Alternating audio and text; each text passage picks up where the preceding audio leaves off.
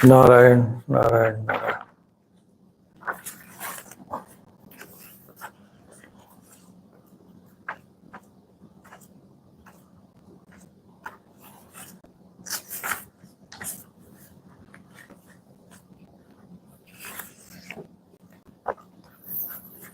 गुरु ब्रह्मा गुरु विष्णु गुरुदेव महेश्वर गुरु साक्षात् परब्रह्म तस्मै श्री गुरुवे नमः। वक्रतुंड महाकाय सूर्यकोटि समप्रभ निर्विघ्नं कुरु मे देव सर्वकार्येषु सर्वदा। व्यासं व्यासकरं वन्दे मुनिं नारायण स्वयं यतः प्राप्त कृपालोकालोकमुक्ता कलिर्ग्रहात्। श्रीधरं श्रीधरं वन्दे श्रीधरैकपरायणं यस्यैव श्रीप्रसादेन श्रीधरेयं कृते कृता। यस्य तुण्डाच्युतच्युतो राजतेयं रसात्मक तम् अच्युतं कथाकुञ्जेषु कूजन्तं शुकं भजे। राधा भक्तिर्हरिर्ज्ञानं ताभ्यां या च समन्विता तां श्रीभागवती गाथां वन्दे युगलरूपिणीम्।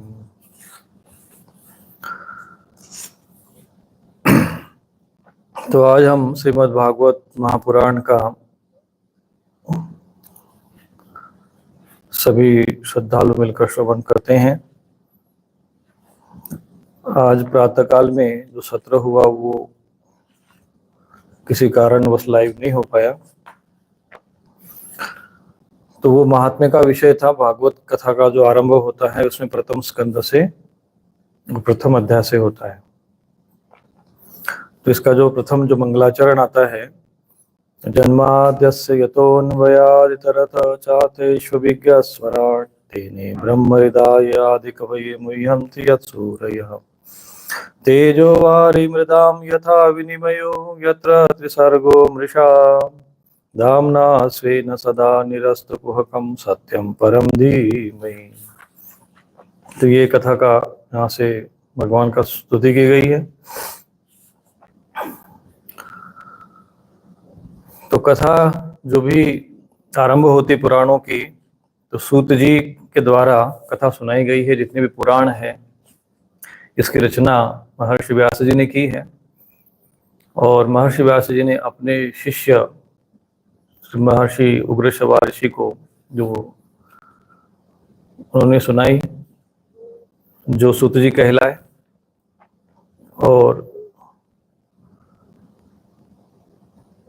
सूत जी ने जो शौनक आदि ऋषियों के समक्ष ये कथा नैमिषारण्य में सुनाई है। तो ये लगभग सभी जितने भी पुराण हैं ये नैमिषारण्य में सुनाए गए हैं।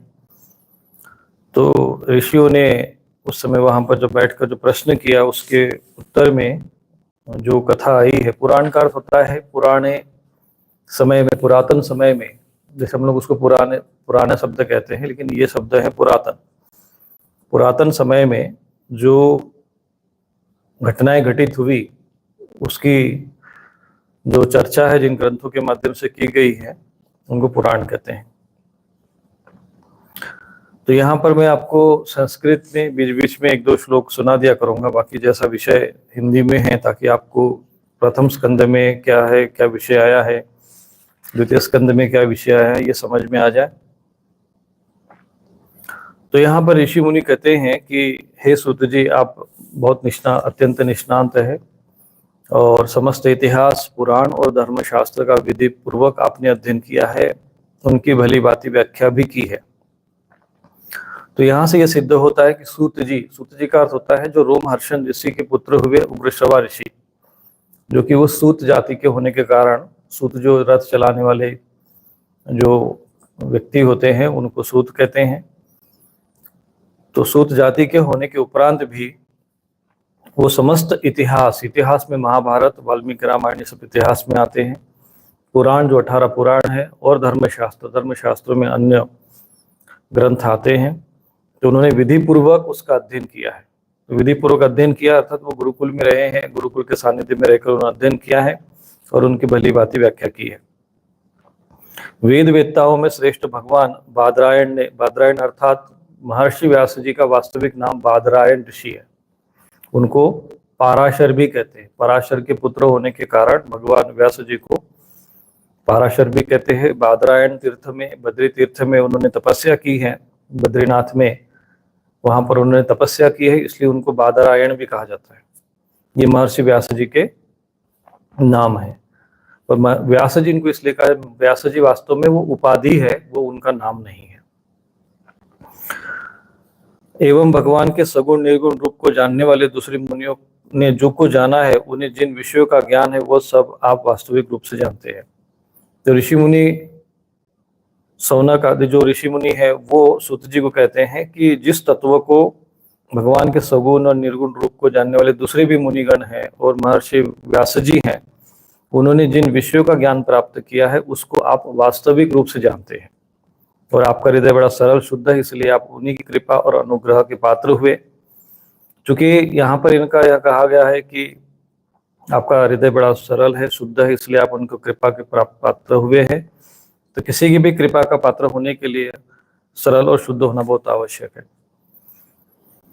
गुरुजन अपने प्रेमी शिष्यों को गुप्त से गुप्त बात भी बता दिया करते हैं। आयुष्मान, आप कृपा करके ये बतलाए कि समस्त शास्त्र, पुराणों और गुरुजनों के उपदेशों में कलियुगी जीवों के परम कल्याण का सहज साधन क्या निश्चित किया गया। तो ये प्रश्न यहाँ पर ये आया है कि कलयुग में ऐसा कौन सा साधन है जो समस्त शास्त्रों का सार भी है, सहज भी है, सरल भी है और कल्याणकारी है। कलयुग में प्राय लोगों की आयु कम हो गई है, साधन करने में रुचि नहीं है, प्रवृत्ति भी नहीं, लोग आलसी हो गए हैं। अच्छा, ये वर्णन आपको भागवत महापुराण में उस समय का ये वर्णन है जिस समय कलयुग आरंभ भी नहीं हुआ था, वो आगे वर्णन आएगा। तो उन्होंने कहा कि कलयुग लगभग द्वापर का अंत और कलयुग के आरंभ का समय में ये जो भागवत महापुराण की रचना हुई है। तो इस प्रकार की जो स्थिति यहाँ पर वर्णन जो आज हम देख रहे हैं समाज में, वो इसके यहाँ पे वर्णन दी हुई है। और अनेक प्रकार की विघ्न बाधाओं से घिरे रहते हैं। शास्त्र भी बहुत से हैं, परंतु उनका एक निश्चित साधन नहीं है। शास्त्र इतने सारे हैं कि वो निश्चित रूप से कुछ सार रूप में कुछ कह नहीं पाते हैं। ये ज्यादा शास्त्र पढ़ते हैं तो ये समझ भी नहीं आता कि किसको सत्य माने, किसको असत्य माने।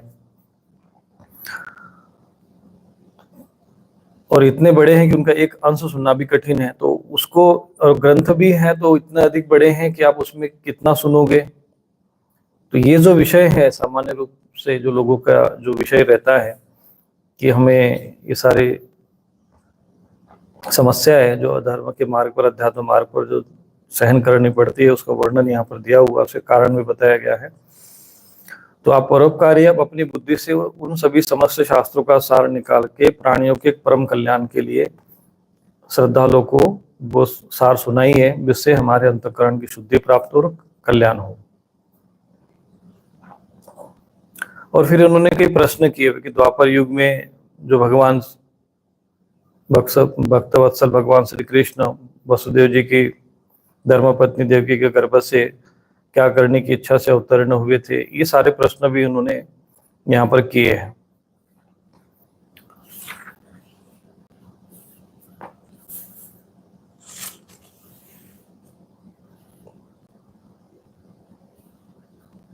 शौनक आदि ब्रह्मवादी ऋषियों के प्रश्न सुनकर रोमहर्षण के पुत्र उग्रश्रवा को बड़ा आनंद हुआ। उन्होंने ऋषियों के इस मंगलमय प्रश्न का अभिवादन करते हुए सत्य कहना आरंभ कर दिया। तो शौनक आदि ब्रह्मवादी ऋषियों के प्रश्न सुनकर रोमहर्षण के पुत्र यानी महर्षि रोमहर्षण के पुत्र उग्रश्रवा, यहाँ पर ये वर्णन आया है कि उग्रश्रवा जो ऋषि है उनके द्वारा ये सुनाया गया। सूत जी जो है वास्तव में इनका नाम उग्रश्रवा ऋषि है। तो सूत जी उस समय कहते हैं कि सूत जी ने फिर वो कथा का आरंभ किया और वे सुखदेव जी को प्रणाम करते हैं। उसके उपरांत वो श्रीमद् भागवत महापुराण के विषय में बताते हैं कि ये समस्त वेदों का सार है, अत्यंत गोपनीय और रहस्यात्मक ये पुराण है। संसार में फंसे हुए जो लोग इस घोर अंधकार, अज्ञान रूपी अंधकार से पार जाना चाहते हैं, उनके लिए एक आध्यात्मिक तत्व को प्रकाशित करने वाला अद्वितीय दीपक है। इस प्रकार का भागवत शास्त्र का वर्णन आता है। मनुष्य में सर्वश्रेष्ठ भगवान के अवतार नर ऋषियों को, सरस्वती देवी को और व्यास जी को नमस्कार करके तब संसार और अंतकरण के समस्त विकारों पर विजय प्राप्त करने वाले इस श्रीमद् भागवत महापुराण का पाठ करना चाहिए। तो यहाँ पर मुख्य रूप से एक सूत्र बताया गया है, नर नारायण ऋषियों को, सरस्वती देवी को और व्यासदेव जी को नमस्कार करके तब ये श्रीमद् भागवत महापुराण का पाठ करना चाहिए। और ऋषियों, आपने जो ये विश्व कल्याण के लिए जो प्रश्न किया है, क्योंकि जितना भी जो संत महात्मा जो भी होते हैं, ज्ञानी पुरुष होते हैं, वो जगत कल्याण के लिए ही प्रश्न करते हैं। तो यहाँ पर वो कहते हैं कि मनुष्यों के लिए सर्वश्रेष्ठ धर्म वही है जिससे भगवान श्री कृष्ण में भक्ति हो। भक्ति भी ऐसे है जिसमें किसी प्रकार की कामना न हो और जो नित्य निरंतर बनी रहे। ऐसी भक्ति से हृदय स्वरूप परमात्मा को उपलब्धि करके कृत्य हो जाता है। अब वास्तव में देखा जाए तो इसी एक ही श्लोक में वासुदेवे भगवती भक्ति योग प्रयोजितः, तो ये एक श्लोक में ही सार यहाँ पर आता है।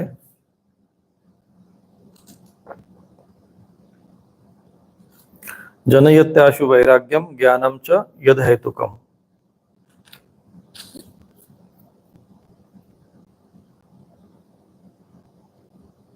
भगवान श्री कृष्ण में भक्ति होते ही अन्य प्रेम से उनमें चित्त जोड़ते ही निष्काम ज्ञान और वैराग्य का आविर्भाव हो जाता है।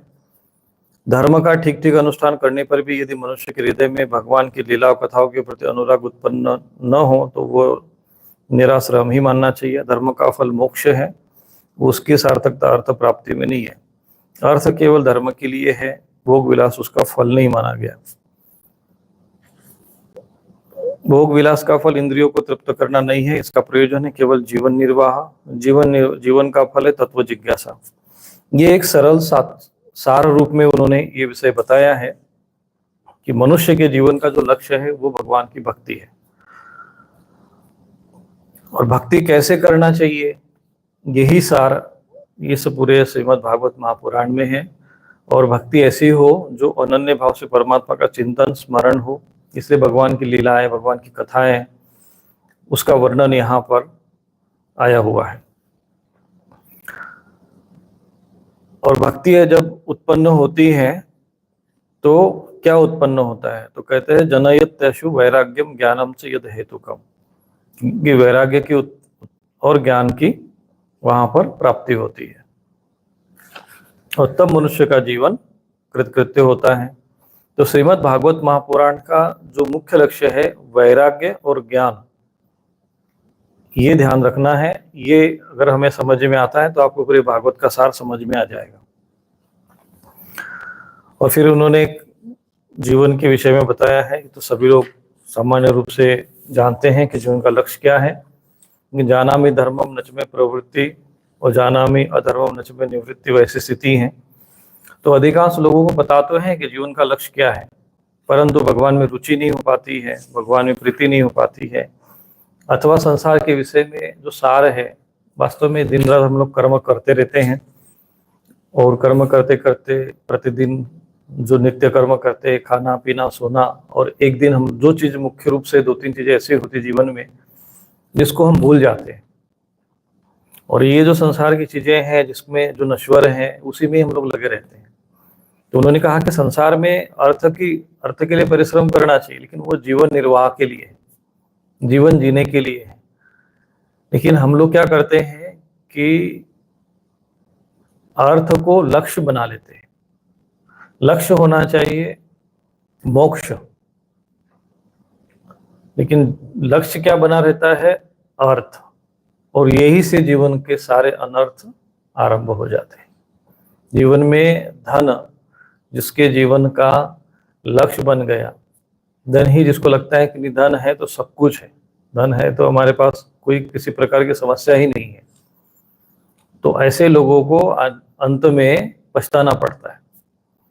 क्योंकि फिर जब बुढ़ापा आता है, अभी कई ऐसे भी लोग होते हैं, आज देख रहे हैं कि वो लोग प्रयत्न कर रहे हैं कि शरीर को रखा जाए, जीवित कैसे रखा जाए, इसके प्राण कैसे बढ़ाए जा सकते हैं, आयु कैसे बढ़ाई जा सकती है। इसके लिए जिनके पास कितना धन है, अकुत जिसको कह सकते हैं, संपदा है, ऐसे देश विदेश में ऐसे धनाढ़ जो लोग हैं वो प्रयत्न करते हैं, लेकिन वो न तो अपना एक दिन की आयु बढ़ा सकते हैं, न वो प्राण कहीं से खरीद सकते हैं, और न शरीर की जो यौवन अवस्था है वो प्राप्त कर सकते हैं, जो बुढ़ापे आ गया शरीर को। तो जन्म, मृत्यु, जरा और व्याधि, तो हम लोग इन चीजों को भूल जाते हैं। और इसीलिए इस बात का ज्ञान प्रदान करने के लिए शास्त्र, धर्मशास्त्र संत महापुरुषों के द्वारा, ज्ञानियों के द्वारा समझाए जाते हैं, सुनाए जाते हैं, और आप लोगों को भी प्रेरित किया जाता है कि आप भी इसको अध्ययन मनन करो। क्योंकि जीवन में केवल और केवल अर्थ जीवन निर्वाह के लिए तो ठीक है कि हमें जीवन यापन करने के लिए, व्यवहारिकता के लिए हमें धन की आवश्यकता है, परंतु उसको यदि आपने लक्ष्य मान लिया तो वो व्यक्ति अंत में पछताता है। तो वो ज्ञान हमें जो ऋषि मुनियों ने परिश्रम करके प्राप्त किया, वही श्रीमद् भागवत महापुराण के माध्यम से ये हमें उपलब्ध हो रहा है। अब आप कल्पना करिए, इतने बड़े श्लोक लिखे गए हैं, इतने कठिन श्लोक हैं कि सामान्य ये संस्कृत भी नहीं है ये। जैसे इसमें एक यहाँ पर कुछ ऐसे श्लोक आते हैं कि जिनका स्पष्टार्थ करना बड़ा कठिन हो जाता है। तो इतना जो श्लोक लिखने का, इतना बड़ा ग्रंथ लिखने का जो परिश्रम है महापुरुषों ने क्यों किया, ये हमें समझना चाहिए। क्योंकि अनेक जन्मांतर से ये भटका हुआ जीव जब वो संसार के मायाजाल में ऐसा उलझ जाता है कि उस उलझन को दूर करने के लिए फिर कई प्रकार के आख्यान, कई प्रकार के उसमें चिंतन मनन, सारे विषय, भगवान की कथाएं, लीलाएं, उसका वर्णन करना पड़ता है, जिसको सुनने से जीव को वास्तविकता का बोध होता है। अन्यथा सामान्य रूप से कोई भी व्यक्ति जब जन्म लेता है, जब तो जैसा वो सामने देखता है वैसा वो जीवन यापन करता है। जैसे उसको शिक्षा दी जाती है, जैसे माता पिता उसको शिक्षा देते हैं, वैसे ही वो जीवन यापन करता है। तो कहने का ये तात्पर्य ये है कि ऐसे लोगों के लिए फिर ये सारा विषय बताया जाता है। तो शौनक आदि ऋषियों पवित्र तीर्थों का सेवन करने से महत सेवा, तदनंतर श्रवण की इच्छा, फिर श्रद्धा, तत्पश्चात भगवान कथा में रुचि होती है। तो यहाँ पर एक क्रम बताया गया है। तो महर्षि उग्रश्रवा ऋषि कहते हैं, सूत जी कहते हैं कि पवित्र तीर्थों का पहले सेवन करने, क्रम बताते हैं कि किसी भी साधक को, किसी भी भक्त को अध्यात्म की ओर, ईश्वर की ओर कैसे अग्रसर होना चाहिए। तो सर्वप्रथम वो तीर्थों का सेवन करे। जब भी किसी को लगे कि मुझे अध्यात्म में जाना है, अध्यात्म में आगे बढ़ना है, तो प्रथम वो तीर्थों का भ्रमण करे, तीर्थों में जाए। माना कि तीर्थों में अब कुछ बचा नहीं है, फिर भी एक बार भ्रमण कर लेना चाहिए, क्योंकि उसमें जो गंगा आदि नदियां है, ये शरीर के, मन के पाप का नाश करने वाले, और वहां पर जो ऋषि मुनि ने तपस्या की, साधना की हुई, उसके कहीं ना कहीं संस्कार हमें प्रभावित करते हैं। और जो अज्ञानता के कारण, जो हमारे अज्ञान नावृत्तम ज्ञानम, जो अज्ञानता के कारण हमारा ज्ञान ढक गया है, उसमें कहीं ना कहीं एक उत्प्रेरणा मिलती है। तदनंतर श्रवण की इच्छा, यानी संत महापुरुषों के साथ जाना, सत्संग आदि सुनना उनका, फिर उनमें श्रद्धा, और जब श्रद्धा हो जाए तब भगवत कथा में रुचि होती है।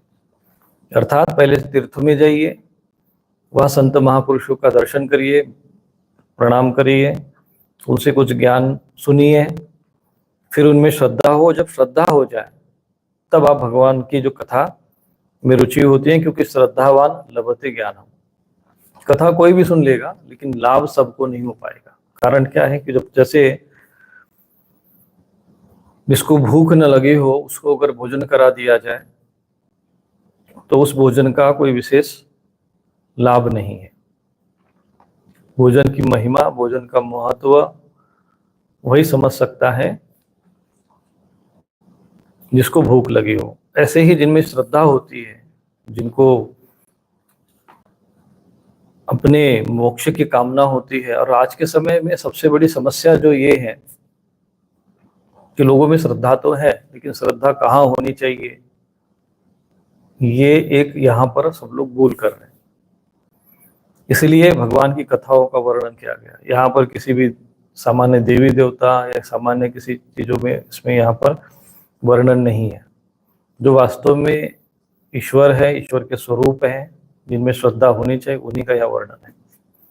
आज की जो समस्या है हम सबके साथ में यही है कि हमारी ईश्वर में श्रद्धा है, धर्म में श्रद्धा है, आस्था है, देवी देवताओं में आस्था है, लेकिन जो शास्त्रोक्त आस्था होनी चाहिए वो नहीं है, शास्त्रोक्त श्रद्धा होनी चाहिए वो नहीं है। तो गलत जगह पे श्रद्धा होने से उसका जो दुष्परिणाम हमको झेलना पड़ता है।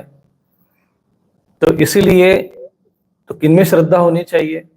तो यहाँ पर कहते हैं कि भगवान श्री कृष्ण के यश का श्रवण और कीर्तन दोनों पवित्र करने वाले हैं, उनमें श्रद्धा हो, इसलिए ये शास्त्र सुनाए जाते हैं। जब श्रीमद् भागवत अथवा भगवत भक्तों के निरंतर सेवन से अशुभ वासनाएं नष्ट हो जाती है।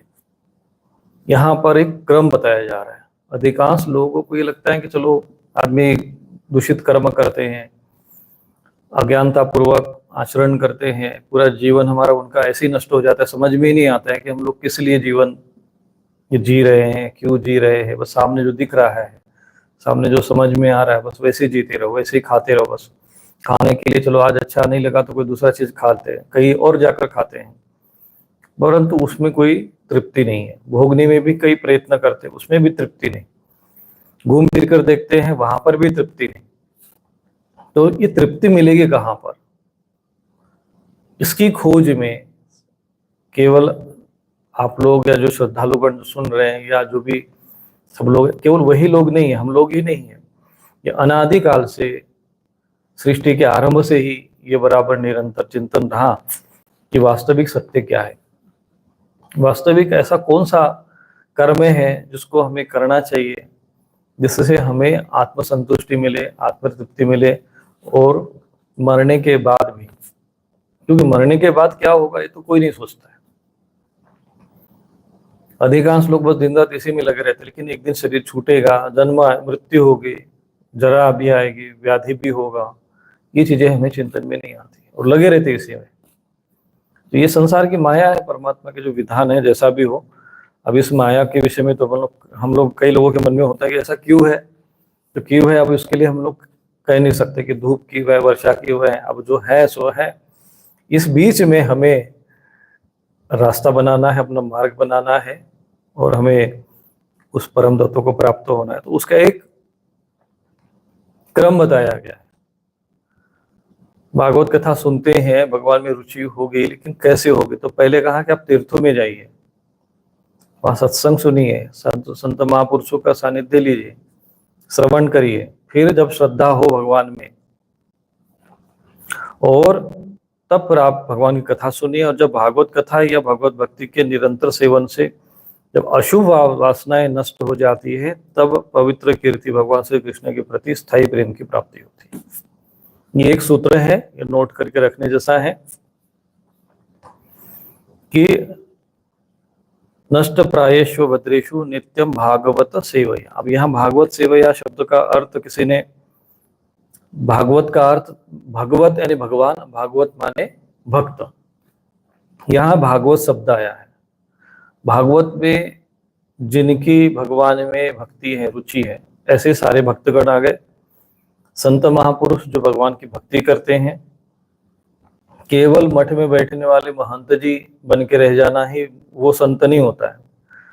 वो महंत संत भी हो सकता है और वो मैनेजर भी हो सकता है, भक्त गृहस्थ में भी हो सकता है, संन्यास में भी हो सकता है। भक्त का अर्थ है जिसके हृदय में भगवान की भक्ति है। तो इनके सेवन से या भागवत जैसे भक्तों का सानिध्य प्राप्त करो या भगवान की कथा निरंतर सेवन करे तो अशुभ वासनाएं नष्ट होती है। वासनाएं सबके मन में होती है, लेकिन ये वासनाएं जो होती है जब अशुभ होती है, अधिकांश जो हमारे मन में अशुभ वासनाएं जो होती है ये मन को दूषित करती है। आज जितने भी दुख का कारण यदि आप जाओगे सार रूप में, यदि इसको समझ में आएगा, यदि आप इसको सार समझना है कि हम दुखी क्यों है, तो आपको एक बात जो शास्त्रोक्त रूप से और सत्य रूप से समझ में आएगी, वो ये है कि हमारा जो अंतःकरण है वो अशुभ वासनाओं से ग्रसित है।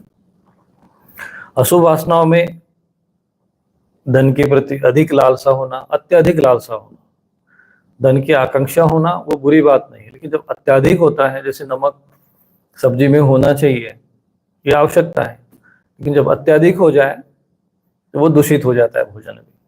ऐसे ही जीवन में जो चीज की आवश्यकता है, वो आवश्यकता से अधिक जब हम लोग कामना करते हैं, तब उसको अशुभ वासना कहते हैं। स्त्री पुरुष में परस्पर आकर्षण होना, वो यदि धर्मयुक्त है, एक दूसरे के प्रति प्रेम है, धर्मोचित उनके संबंध बने हुए हैं, और वहां पर भी अपने गृहस्थ धर्मों का नियमों का पालन करते हुए यदि वो अपनी कामना और वासनाओं का सेवन करते हैं, तो वो अशुभ नहीं मानी जाएगी। परंतु जो अनैतिक रूप से इन्हीं चीजों को पीछे भागते हुए जब हम लोग सोचते कि यही जीवन का सार है, यही लक्ष्य है, अधर्म में आचरण करते हैं, तो ये अशुभ वासना मानी जाती है। जब वो, तो ये नष्ट कैसे होती है? ये नष्ट होती है भगवान श्रीमद् भागवत, यानी भागवत सेवया। यह दो अर्थ है, भागवत अर्थात भागवत महापुराण भी हो सकता है, और भागवत सेवया का भागवत का अर्थ होता है जो भक्तगण है। या भागवत सेवया, ये शब्द महत्वपूर्ण है, ये ध्यान रखना है। तो यहाँ पर समझ लीजिए कि हम कैसे, कुछ लोग कहते हैं महाराज आजकल तो साधु महात्मा भी नहीं है, भक्त भी नहीं है, कहाँ खोजने जाए, वो कैसे उनको समझे? तो वहां पर ऐसे लोगों को भागवत सेवया का अर्थ लेना चाहिए कि भागवत महापुराण का सेवन करना। अब सेवन करना मतलब श्रवण करना या वाचन करना। श्रीमद् भागवतम जो एक ऐसी रचना है कि जिसका सेवन करने से ये अशुभ वासना नष्ट होती है। ये एक सूत्र आपको समझना है, इसको नोट करके रखना है। उसके बाद जब ये अशुभ वासनाएं नष्ट होती, क्योंकि संसार की अशुभ वासनाएं नष्ट होगी तब पवित्र के भगवान श्री कृष्ण के प्रति स्थायी प्रेम की प्राप्ति होती है। अब कुछ लोग कहते हैं हमारा मन भगवान में लगता नहीं है, भगवान से प्रेम नहीं हमारा होता है, भगवान के प्रति हमारी भक्ति नहीं बन पाते। यहाँ पर कहते हैं भक्तिर भवती नैष्ठिकी, ये नैष्ठिकी शब्द आया है, तब भक्ति होती है भगवान के चरणों में।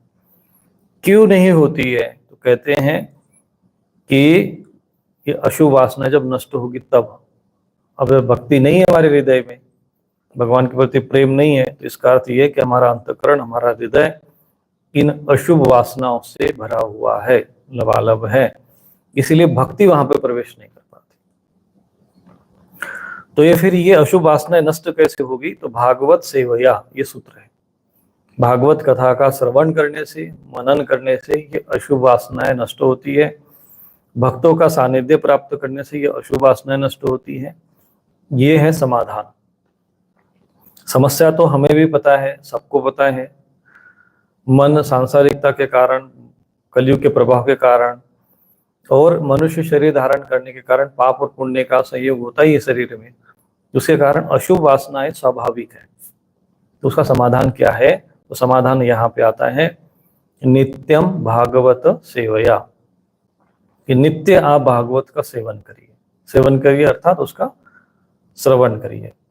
इसीलिए मैंने कहा ना कि यहाँ पर जो श्लोक यहाँ पर ऐसे आए हुए हैं कि जिसका अर्थ लगाना थोड़ा सा कठिन हो जाता है, क्योंकि गणेश जी महाराज जी को जिन्होंने ये रचना लिखा है और सुनाया है महर्षि व्यास जी ने, महर्षि बादरायण ऋषि, जिनको व्यास जी का जो वास्तविक नाम है बादरायण ऋषि, उन्होंने सुनाया है। तो एक वहां पर उन्होंने शर्त रखी थी कि आप निरंतर श्लोकों का जो है वाचन करेंगे तो मैं उसका लेखन करूंगा। तो व्यास जी ने उस समय कहा था कि जब भी आप लेखन करेंगे तो सोच समझ कर ही कि मैं इसका श्लोक का अर्थ क्या है, तब आप लिखना। क्योंकि उनको तो रचना करना पड़ता था और ये लिखने में तो उनको इतना अधिक समय नहीं लगता था। तो उनको थोड़ा चिंतन मंथन में लगा दिया कि भाई ये भागवत सेवैया का अर्थ क्या हुआ। तो वो अपना गणेश जी महाराज यहाँ पर चिंतन करने लग गए। यहाँ भागवत सेवैया का अर्थ बनता है। ऐसे ही भागवत में आपको कई जगह पे विचित्र प्रकार के श्लोक मिलेंगे। यहाँ पर आपको अर्थ लगाते समय थोड़ा सा अच्छे अच्छों की बुद्धि जो है वो चिंतन मंथन करने लग जाती है। जिसका हिंदी अनुवाद आप लोग पढ़ा करें। इसलिए मैं कहता हूँ कि भागवत कथा जहाँ तक होती है, अधिकांश लोग आपने देखा होगा, कथाएं होती है, चर्चाएं होती है, ताम झाम रचे जाते हैं, हम लोग भी व्यवस्था बनाते हैं, गाना, नाच गाना, भव्यता, सब कुछ रहता है, थोड़ा सा मन को अच्छा लगता है वातावरण। लेकिन भागवत में है क्या, भागवत में रहस्य क्या है, वास्तविक उसका जो श्लोक क्या है, वास्तविक उसमें किस किस विषय का उसमें वर्णन आया हुआ है, वो ज्ञान जो है इसमें अधिकांश लोगों को उपलब्ध नहीं हो पाता है। इसीलिए ये तब समझ में आएगा जब आप इसको हिंदी अनुवाद में पढ़ोगे, सहज में इसको हम समझ, इसलिए हम भी इसी रूप में समझाने का प्रयत्न कर रहे हैं, क्योंकि आप पूर्ण रूप से ज्ञान यदि समझेंगे नहीं तो वो आपको लाभ देगा नहीं। तो भगवान में प्रीति हो जाती है, तब रजोगुण और तमोगुण के जो विकार है, भाव है, काम और लोभ आदि शांत हो जाते हैं और चित्त इनसे रहित होकर सत्वगुण में स्थित और निर्मल हो जाता है। ये देखो, ये है आपका सूत्र। इस आप प्रथम अध्याय का, ये जो प्रथम स्कंद का प्रथम अध्याय है, और इसमें द्वितीय अध्याय है, इसमें जो शौनक आदि ऋषियों को एक क्रम बताया है, वो क्रम समझना बहुत आवश्यक है। यदि आपने इतना सार समझ लिया, अर्थात ये द्वितीय अध्याय का 16वां श्लोक से 22वें श्लोक तक, इसको आप अच्छे से एक बार समझना, 2-3 बार इसको पढ़ लेना। इसमें पूर्ण रूप से सार दिया हुआ है कि आरंभ कहाँ से करना है अध्यात्म का, भक्ति का, और अंत कैसे होगा और कहाँ होगा, क्या क्या प्रोसेस है, क्या क्या उसका क्रम है, वो इसमें इन्होंने बताया है। तो पहले तीर्थों का सेवन, फिर उनसे सत्संग, संत महापुरुषों का सत्संग, फिर उनमें श्रद्धा, भगवान में श्रद्धा, फिर भगवत कथा में रुचि, फिर भगवान श्री कृष्ण के यश का वर्णन सुनना, और फिर जब भागवत कथा का सेवन करने से, निरंतर सेवन कर, नित्यम भागवत सेवया, भगवान श्री कृष्ण के प्रति स्थायी प्रेम की प्राप्ति होती है। और जब ये भक्ति जीवन में आ जाती है, लोग बोलते हैं कि क्या होता है, भगवान की भक्ति हमने कर लिया तो हमें क्या फल मिलेगा, तो यहाँ पे कहते हैं कि अशुभ वासनाएं नष्ट हो जाती है और भगवान में प्रेम की प्राप्ति होती है। अब किसी के मन में प्रेम है, भगवान से प्रेम हो गया, भगवान में प्रीति हो गई, किसी को भगवान की भक्ति की प्राप्ति हो गई, तो कैसे पता करें, वो भी इसमें सूत्र दिया हुआ है। मैं आपको ये इसलिए क्रम से समझा रहा हूँ, सरल भाषा में समझा रहा हूँ, कि भागवत में कहाँ पर किस विषय में कहा गया है वो आप समझ सको।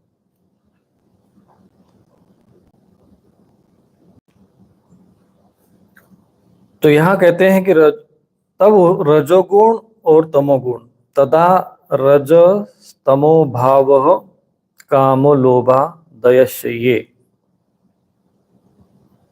यहाँ पर कहते हैं कि जो रजोगुण और तमोगुण के जो भाव है, रजोगुण से जैसे काम एष क्रोध एष रजोगुण समद्भव, रजसो लोभ एव च, लोभ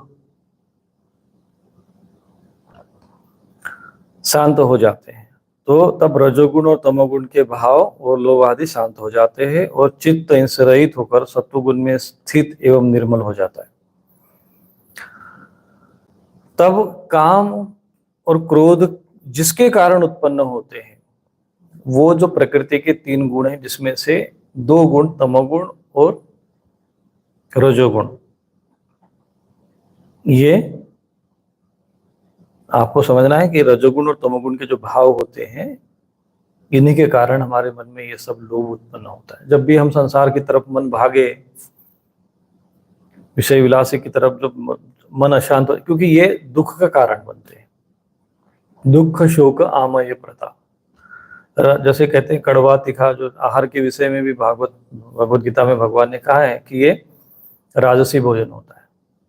तो राजसी भोजन जो होता है, दुख उत्पन्न करने वाला होता है, शोक उत्पन्न करने वाला होता है, रोग उत्पन्न करने वाला। हम दुख नहीं चाहते, शोक नहीं चाहते, रोग नहीं चाहते।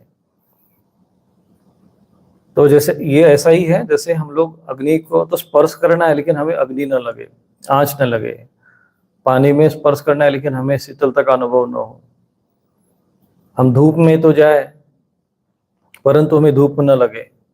ये ऐसा जो भाव है, किसी के मन में आ जाए तो वो उसी प्रकार का यहाँ पर वर्णन किया गया कि जब आप तामसी या राजसी आहार करेंगे तो आपको रजोगुण उत्पत्ति होगी, और रजोगुण की जब उत्पत्ति होगी तो दुख, शोक और रोग उत्पन्न होंगे।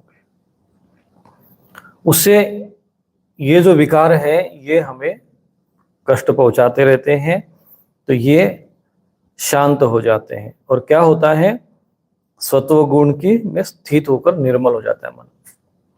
ये है भक्ति का लक्षण।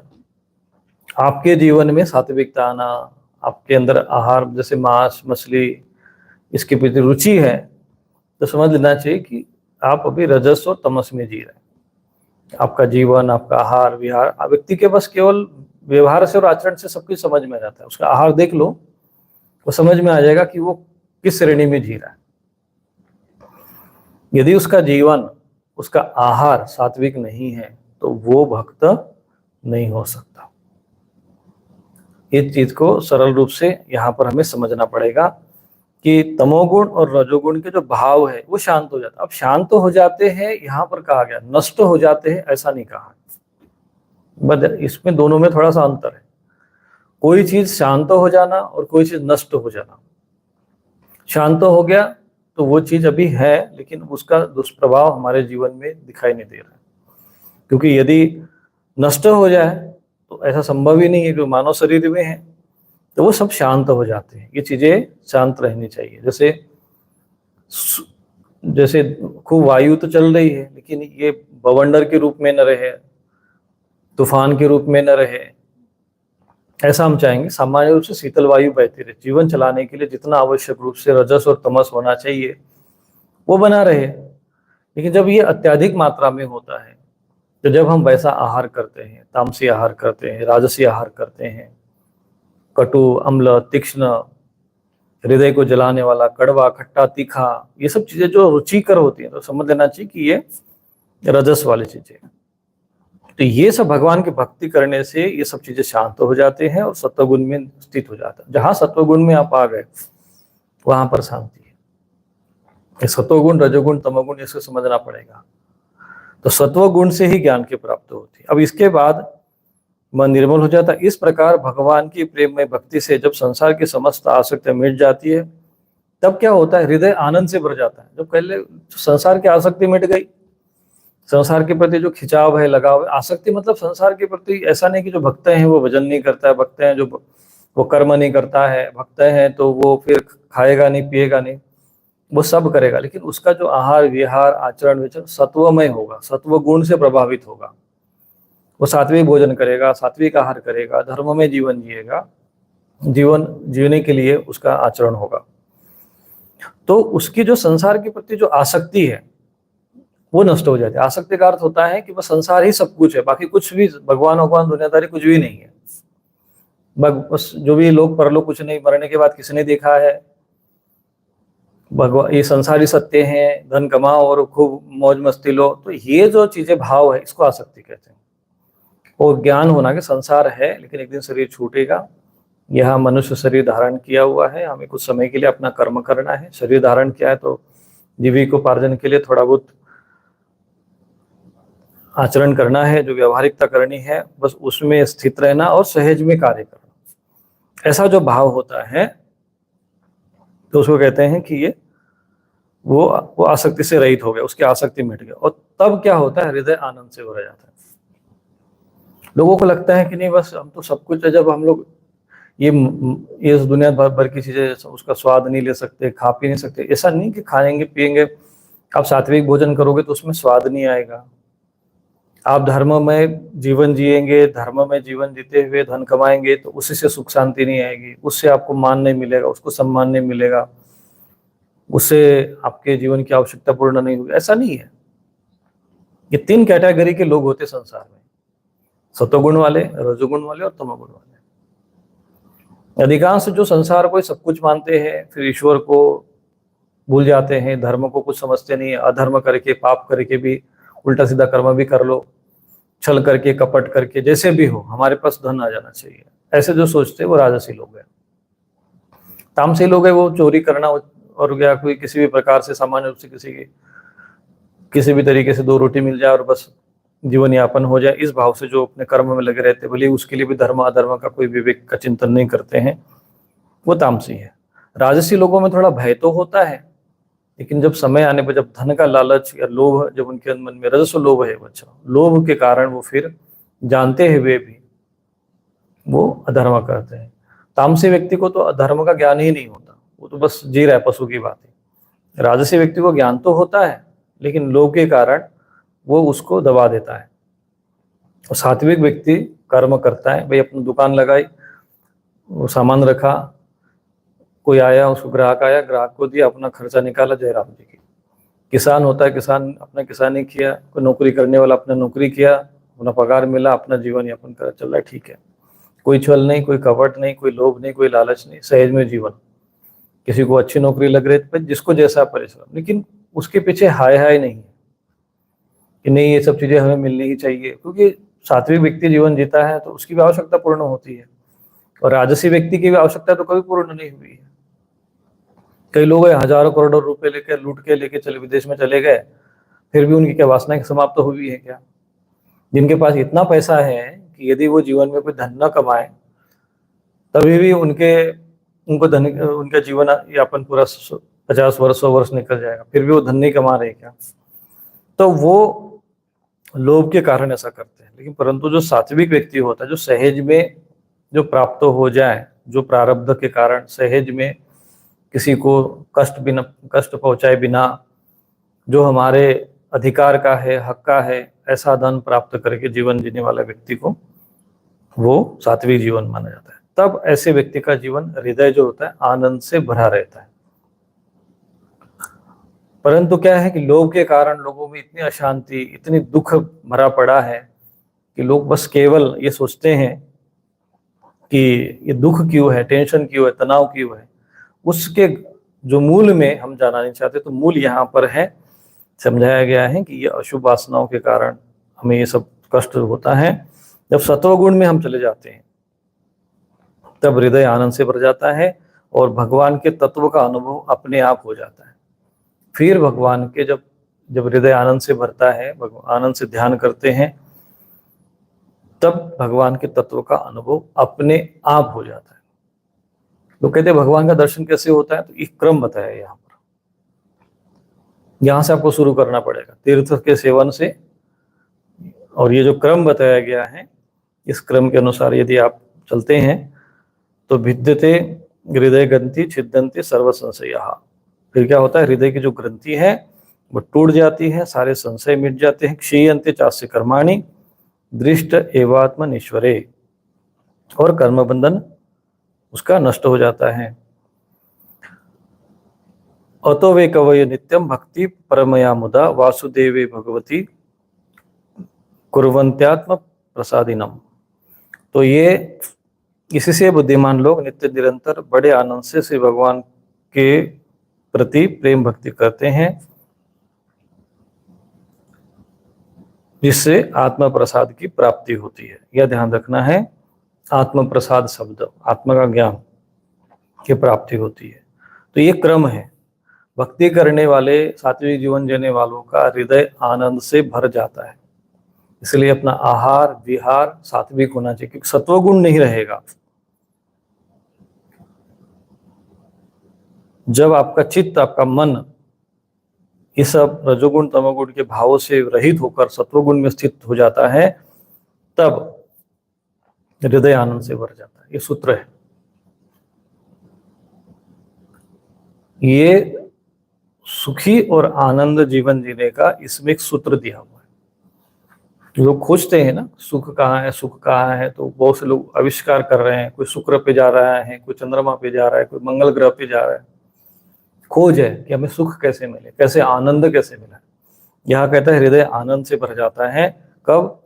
जब आपका ये मन जो है सत्वगुण में स्थित हो जाता है और निर्मल हो जाता है।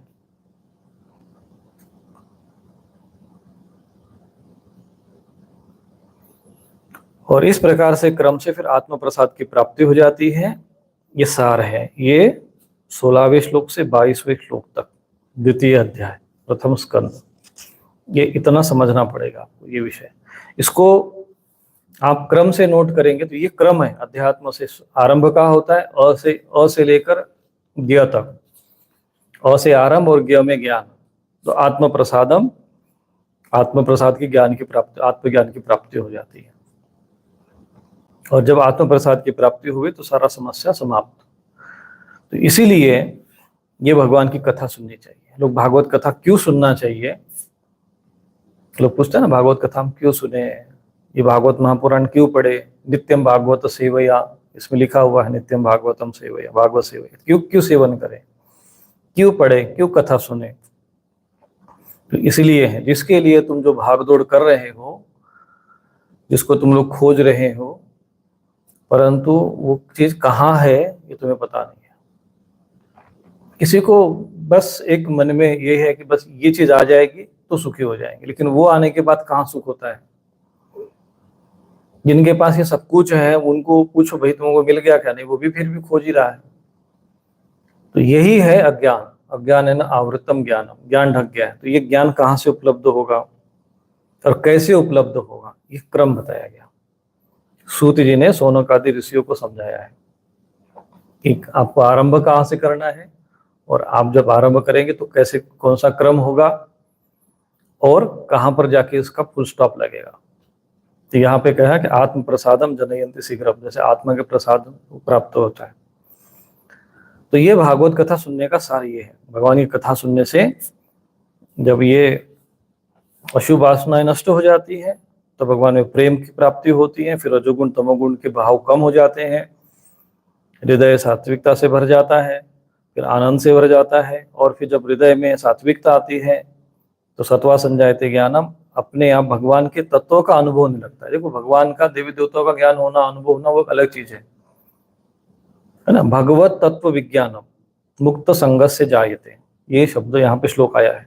20वां श्लोक पढ़ेंगे कि भगवत तत्व विज्ञानम, विज्ञान शब्द देखो भागवत महापुराण में भी विज्ञान शब्द आया हुआ है। कुछ लोग कहते हैं ये सब धर्म जो है ये सब साइंस नहीं है, विज्ञान नहीं है, ये सब जो है लोगों को आस्था है, भावना है, लोगों के मन को बहलाने के लिए ठीक है। तो ये वास्तव में वो ऐसा इसलिए सोचते हैं क्योंकि माया अपरित ज्ञान, माया के द्वारा उनका ज्ञान हर लिया गया है। अज्ञान नावृत्तम ज्ञानम, उनका ज्ञान ढक दिया गया है, इसलिए उनकी बुद्धि उल्टी है।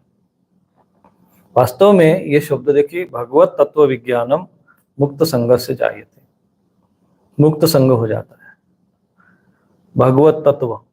तो हमें भगवान को जानने से ज्यादा भगवान को, भगवान के तत्वों को जानना चाहिए।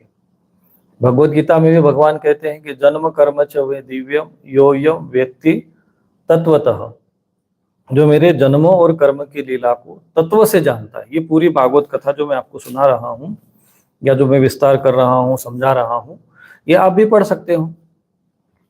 और कोई भी कथा सुना देगा, भगवान यहाँ जन्म लिए, भगवान ने ये लीला की, भगवान ने ऐसा किया, भगवान ने वैसा किया, लेकिन ये आपको जो है उद्धार करने वाले विषय नहीं है।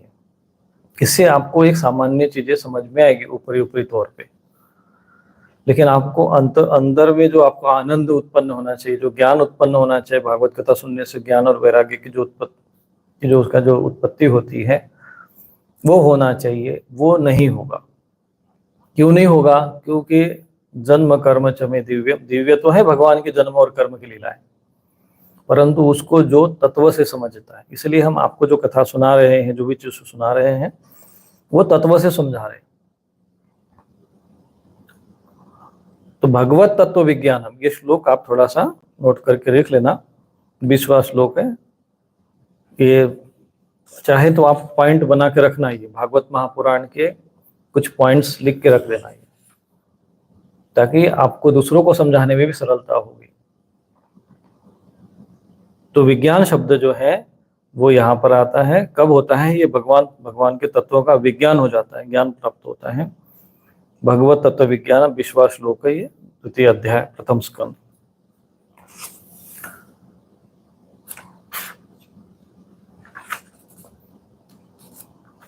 तो इस प्रकार से इन्होंने वर्णन किया।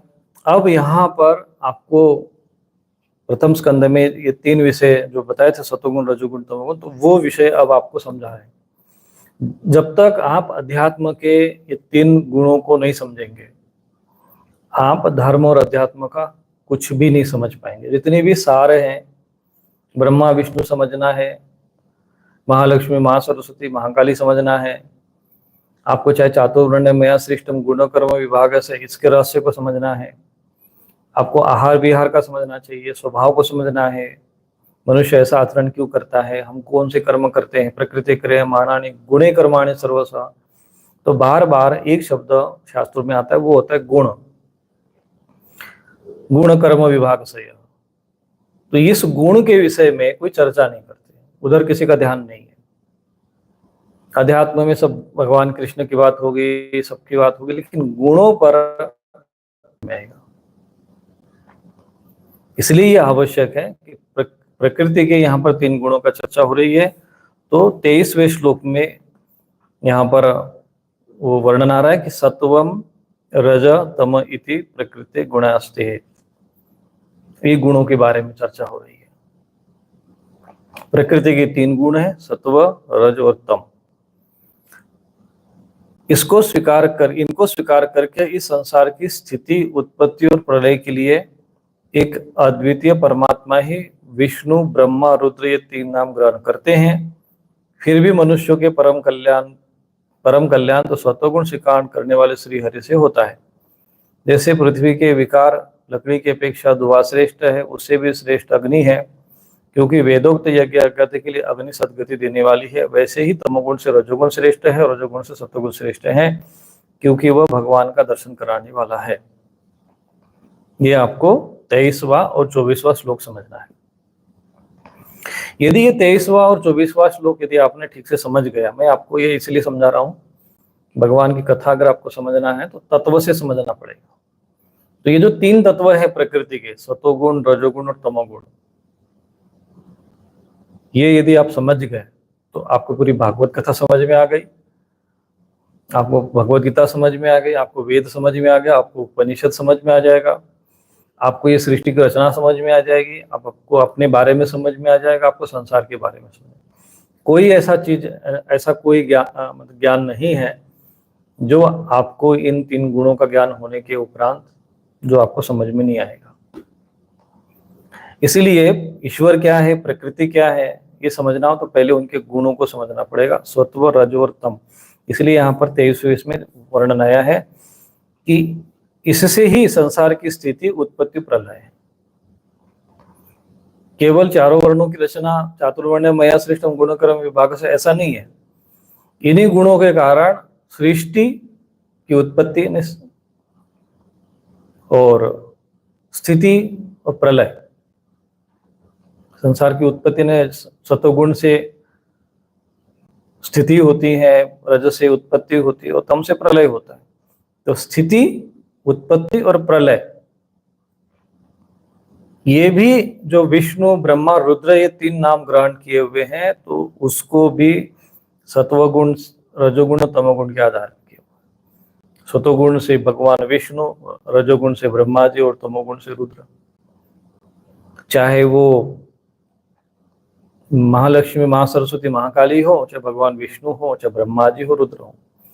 तो ये कहाँ से आए? इन्होंने प्रकृति से बने हुए। तो यहाँ पर मुख्य रूप से कौन हो गया? प्रकृति और परमात्मा।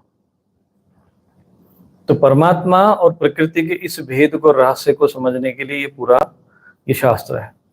और ये जब आप समझेंगे तभी तत्व से समझ पाएंगे। तो यहाँ पर हम लोग अभी प्रकृति और परमात्मा, ये दो तत्वों को तो अभी इनके विषय में समझना है। तो उसके पहले हम लोग सतोगुण रजोगुण तमोगुण इनको समझते हैं। तो जो प्रकृति के तीन भेद माने गए, सतोगुण रजोगुण तमोगुण, इसी से ही संसार चलता है। संसार की भी स्थिति चल रही है और शरीर के भी। जैसे हमारे शरीर में भी हम लोग अभी सुबह उठे, अभी कथा सुन रहे हैं, पूजा पाठ कर रहे हैं, सात्विक विचार है, धर्म में विचार है, धर्म में कर्म करते, चिंतन करते हैं, तो वो सत्वगुण के कर्म हो गए। सांसारिक कर्म करते हैं, काम क्रोध आदि, ये तो रजोगुण का हो गया। आलस निद्रा तमस आदि ये तमोगुण के हो गए। तो प्रकृति क्रियमाणानि गुणे कर्माणि सर्वसा। तो ये कह सकते हैं कि ये प्रकृति के तीन अस्त्र भी मान लीजिए, जो संसार में संसार की स्थिति उत्पत्ति प्रलय करने के लिए इनका प्रयोग किया जाता है। ये सत्वगुण से इसकी संचालन होता है, पालन होता है। तो और तमोगुण बढ़ेगा तो संहार होगा। तो यदि सृष्टि का हम पालन चाहते हैं तो कौन से गुण की आवश्यकता पड़ेगी? पालन करने का कार्य कौन संभालते हैं? भगवान विष्णु। तो हमें चाहिए सत्वगुण। अब यही नियम हम अपने शरीर में लागू करें। यद पिंड तद ब्रह्मांड है। यदि ब्रह्मांड को समझना है तो अपने पिंड को समझना पड़ेगा, शरीर के बारे में समझना पड़ेगा। और यदि शरीर के बारे में भी समझना है तो ब्रह्मांड को समझना पड़ेगा। ये दोनों एक ही तत्व है। अब जिसको जहां सरल लग रहा है वो उधर समझ जाए। अगर बाहर समझ के शरीर को समझ सकते हैं तो वो वैसे समझिए, या शरीर को समझकर संसार को समझिए, संसार को समझ के शरीर को समझिए, या शरीर को समझकर संसार को समझिए। दोनों में से एक मार्ग आपको चुनना है। तो हम लोग जैसे शरीर में प्रकृति क्रियमाणानि गुणे कर्माणि सर्वस्व, हम सारे कर्म प्रकृति के गुणों के द्वारा करते हैं, ऐसे ही संसार का पालन पोषण भी ये समझ लीजिए कि संसार भी एक शरीर है, ये बड़ा शरीर है, और ये शरीर भी एक प्रकार का ब्रह्मांड है, ऐसा समझ लीजिए। तो जैसे इस शरीर को चलाने के लिए तीन गुण पूरे संसार को भी तीन गुण चलाते प्रकृति के। तो उन तीन गुणों ने क्या क्या, गुण कैसे हैं, वो कैसे दिखाई देते हैं, उनका स्वरूप क्या है, उनका आकार क्या है, उनका प्रकार क्या है।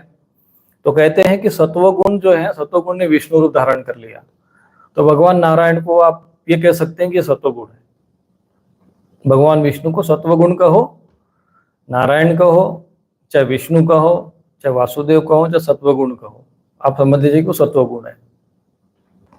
ब्रह्मा जी क्या है, वो रजोगुण है। और भगवान शंकर रुद्र क्या है, वो तमोगुण है।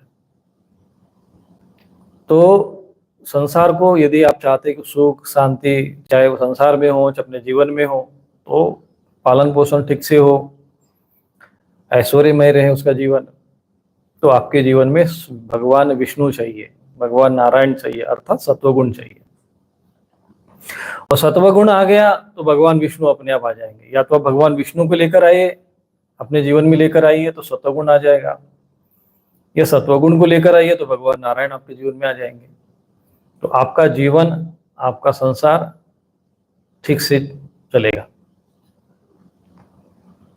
इसलिए ये समझना है, नारायण की उपासना करते हैं तो एक प्रकार से हम सत्वगुण को अपने शरीर में खींचते हैं, मन बुद्धि हमारा जो है सत्वमय हो।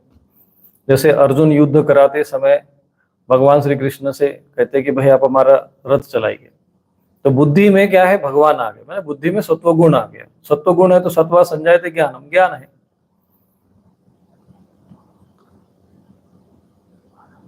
तो आप जब भी ये समझेंगे कि ये गुण है, भगवान विष्णु क्या है, सत्वगुण समझ लीजिए। यहां पर कहा गया है कि इन्होंने रूप धारण कर लिए, तीन नाम ग्रहण करते हैं। कोई परमात्मा ने, जैसे प्रकृति का, वही परमात्मा ने प्रकृति का सत्वगुण धारण कर लिया। जैसे कह सकते हैं परमात्मा सत्वगुण, प्रकृति का सत्वगुण ले लिया और विष्णु बन गए। परमात्मा ने प्रकृति से रजोगुण ले लिया, ब्रह्मा जी बन गए। और परमात्मा ने प्रकृति से तमोगुण ले लिया और भगवान शंकर बन गए। तो अकेले तो कुछ नहीं बन सकते हैं, क्योंकि उनकी शक्ति से ही बनेंगे ना। जो कुछ भी करोगे, कोई भी कर्म करेगा, तो भगवान यहाँ पे शास्त्र में शक्ति को प्रकृति माना गया। तो शक्ति को थोड़ा सा अलग कर दिया, माना कि दोनों अलग है नहीं, क्योंकि भगवान जैसे अग्नि और अग्नि की दहन करने की शक्ति दोनों अलग अलग नहीं है, फिर भी यहाँ पर उसको समझाने के लिए उसको अलग अलग कर दिया जाए। जैसे पानी है तो पानी को समझाएंगे भाई इसमें हाइड्रोजन और ऑक्सीजन है, तो दोनों को अलग करो, तब हम समझेंगे। फिर उसमें भी अलग करेंगे। तो ये समझने के लिए, उसका ज्ञान प्राप्त करने के उसमें भेद किया जाता है, विस्तार किया जाता है। तो आपको यदि भगवान विष्णु नारायण को समझना है तो ये समझना पड़ेगा कि वो सत्वगुण है, चाहे वो आपके संसार को चलाने के लिए हो, चाहे अपने जीवन में सुख शांति समृद्धि ऐश्वर्य आनंद यदि आपको चाहिए, तो आपके जीवन में नारायण चाहिए। नारायण मतलब सत्वगुण, सत्वगुण मतलब नारायण, ये आपको समझना है। भगवान हरि कृष्ण जो भी कहो, यही बात यहाँ पर आई हुई है। इसलिए ये भागवत कथा तो आपको मैं सुनाएंगे, आपने पढ़ा भी होगा, लेकिन इतने गहराई के साथ, इतने रहस्यमय तरीके से आप जब तक भागवत कथा नहीं समझेंगे तब तक आपको जो है ये विषय समझ में नहीं आएगा। तो इसलिए कहते हैं कि तो अब आप, भगवान शंकर भी हमको चाहिए, क्योंकि संहार करने वाले, नाश करने वाले, क्योंकि वृद्ध शरीर जो है बूढ़ा हो जाएगा तो सब चाहते हैं कि भाई ये नष्ट हो जाए, ज्यादा कुछ समाज में अराजकता बढ़ती है तो संहार करने वाले। लेकिन कौन ये चाहेगा कि प्रलय ही प्रलय हो? कौन चाहेगा ये? उसको भी हम कह देंगे नहीं भाई, प्रलय भी एक होना चाहिए, लेकिन उसको भी चारों तरफ नहीं चाहेंगे। जहां जरूरत है वहीं पे प्रलय होना चाहिए, जहां जरूरत हो वहां विनाश हो, वहां जहां आवश्यकता वहां संहार हो। तो वहां सब जगह नहीं उनकी आवश्यकता है, समय परिस्थिति के अनुसार आवश्यकता। तमोगुण विशिष्ट परिस्थिति में चाहिए। जैसे हमको सोना है तो हमें तमोगुण चाहिए। अब हर समय तमोगुण रहेगा तो क्या होगा? आलस और प्रमाद और निद्रा में रहेंगे, जड़ता में रहेंगे, तो जीवन का आनंद नहीं ले पाएंगे। अब रजस में आ गए, मान लीजिए रजस में रजोगुण है, ब्रह्मा जी, वो कहते उत्पत्ति करते जाओ भाई। ब्रह्मा जी के मन में काम और क्रोध की भावना, कई आप लोगों ने उसमें पढ़ा होगा कि ब्रह्मा जी के बारे में आता है, कई लोग प्रश्न करते, मैं आप ये विषय आ गया तो मैं आपको समझा भी दे रहा हूँ। क्योंकि यदि इस विषय को आप समझेंगे नहीं तो कई ऐसे यहाँ पर आख्यान आएंगे जहां पर आपका मन बुद्धि थोड़ा सा इधर उधर डावाडोल हो सकता है। जैसे ब्रह्मा जी के मन में विकार क्यों उत्पन्न होगा? सरस्वती जी को देखकर, या उनकी जो पुत्री रूप में या जो भी रूप में रही हो, अलग अलग कल्पों में, अलग पुत्री रूप में, तो पत्नी रूप में भी रही है, तो उनके मन में विकार क्यों उत्पन्न हो रहा है? क्योंकि ब्रह्मा जी मतलब रजोगुण, ये समझना पड़ेगा। भगवान विष्णु मात्र सत्वगुण है, लेकिन भगवान विष्णु के लिए ये बात नहीं आई है कि विकार उत्पन्न हो गया, क्योंकि वो शांत है, आनंद है, सुख की प्रतीक है, क्योंकि वो सत्वगुण है। इसलिए मैं आप लोगों को कहता हूँ कि सात्विक आहार करो, सात्विक जीवन करो, ये सब शास्त्रों में लिखा होता है। सत्वगुण की तरफ आहार शुद्ध हो, सत्व शुद्धि। लोग कहते हैं आहार क्यों शुद्ध रखे भाई? क्योंकि ये मांस खा लेंगे तो क्या समस्या आ जाएगी? ये समस्या आ जाएगी। जीवन में तमोगुण और रजोगुण की वृद्धि हो जाएगी, अशुभ वासनाएं बढ़ेंगी। लेकिन शरीर को लोग सोचते नहीं, शरीर बलिष्ठ होना चाहिए, पुष्ट होना चाहिए। शरीर पुष्ट हो जाएगा और तुम्हारा खोपड़ी अगर गड़बड़ रही, मन में शुभ वासनाएं भरी रहेगी, तो मन में अशांति रहेगी, तो कहां से सुख मिलेगा? पहाड़ जैसा शरीर लेकर भी अशांत और दुखी जीवन जियोगे। और फिर ऐसा नहीं कि सात्विक आहार करने से ये भगवान विष्णु में शक्ति नहीं है। भगवान विष्णु, कई राक्षसों से भी ज्यादा शक्ति तो भगवान विष्णु में है। जब जब राक्षस उत्पन्न तो उनका संहार भगवान विष्णु ने किया। तो सब में शक्ति है। शक्ति के साथ साथ शांति और सुख भी बना हुआ रहता है सत्वगुण के कारण। तो रजस जो होता है, काम एष क्रोध एष रजोगुण समुद्भव। जब रजोगुण उत्पन्न होगा तो आपके मन में काम और क्रोध उत्पन्न होगा। तो जब आप वैसे ही लोगों के संपर्क में आएंगे, वैसा आहार करेंगे जो राजसी और तामसी होगा, तो वैसे ही आपके अंदर विकार आएंगे, काम क्रोध आएंगे। तो जैसे यहाँ पर उदाहरण दिया उन्होंने कि पृथ्वी की विकार लकड़ी की अपेक्षा धुआं श्रेष्ठ है। पृथ्वी का विकार लकड़ी माना गया। जैसे आप लकड़ी कहाँ से बनती है, यहाँ पर सूत्र दिया गया है। यही तो ना, इसलिए भागवत को भगवत विज्ञानम कहा गया है। विज्ञान शब्द जो है विज्ञान जनित है। यहाँ पर सूत्र दिया गया कि भाई लकड़ी कहाँ से उत्पन्न होती है, वृक्ष कहाँ से उत्पन्न होती है। लकड़ी कहाँ से आती है? तो वृक्ष से। तो वृक्ष कहाँ से आते हैं? किसी फैक्ट्री में बनते हैं क्या? आज के छोटे बच्चों को यदि ये ज्ञान न हो कि भाई ये कहाँ से निकलता है, लकड़ी कहाँ से आती है, तो वो तो बताएगा कि भाई वहां तो किसी मशीन से आती है। वहां तो किसी को ये नहीं पता है कि गाय दूध देती, जिसने कभी गाय को उसमें दूध निकालते हुए जिसने नहीं बच्चों ने देखा होगा, उसे पूछेंगे कि भाई आपको दूध कहाँ से आता है, तो यही कहेगा कि भाई ये तो वो पैकेट में आता है, वो दूधिया लाकर देता है, उसको गाय का पता ही नहीं है। ऐसे ही जिनको रहस्य का, जो पृथ्वी का जो विकार माना गया, यहाँ पर पृथ्वी का जो विकार है उसको लकड़ी कहा गया। लकड़ी जो पृथ्वी का विकार है, क्योंकि अब उस लकड़ी से श्रेष्ठ क्या है? धुआं माना गया है। लकड़ी तो है, लेकिन अब लकड़ी को सड़ा देंगे, किसी काम की नहीं है, तो उसे कहते हैं कि धुआं श्रेष्ठ है उससे, और उससे भी श्रेष्ठ अग्नि है। लेकिन धुआं ही धुआं बना रहेगा तो वो भी अच्छा नहीं है, कहते वो अग्नि होना चाहिए, अग्नि श्रेष्ठ है। ऐसे ही लकड़ी, धुआं और अग्नि, ये तीन तत्व यहाँ बताए जा रहे हैं। तो यहाँ पर ये कह सकते हैं लकड़ी माने तमस, धुआं माने रजस और अग्नि माने सत्वगुण, ये यहाँ पर समझा है। इसी प्रकार से तमोगुण से रजोगुण श्रेष्ठ है, रजोगुण से सत्वगुण श्रेष्ठ है। लकड़ी से धुआं श्रेष्ठ है, धुआं से अग्नि श्रेष्ठ है। इसी को समझाने के लिए कि तमोगुण से रजोगुण श्रेष्ठ है, रजोगुण से सत्वगुण श्रेष्ठ है। तो आपको जो आहार विहार की जो शुद्धता रखी जाती है, आहार विहार को शुद्ध रखा जाता है, सात्विक आहार करो, सात्विक जीवन जियो, सात्विक लोगों का संग करो, सात्विक कर्म करो, सात्विक लोगों का सानिध्य प्राप्त करो, भगवान की कथा सुनो, ये सब धर्म कर्म करो, पूजा पाठ करो, अनुष्ठान करो।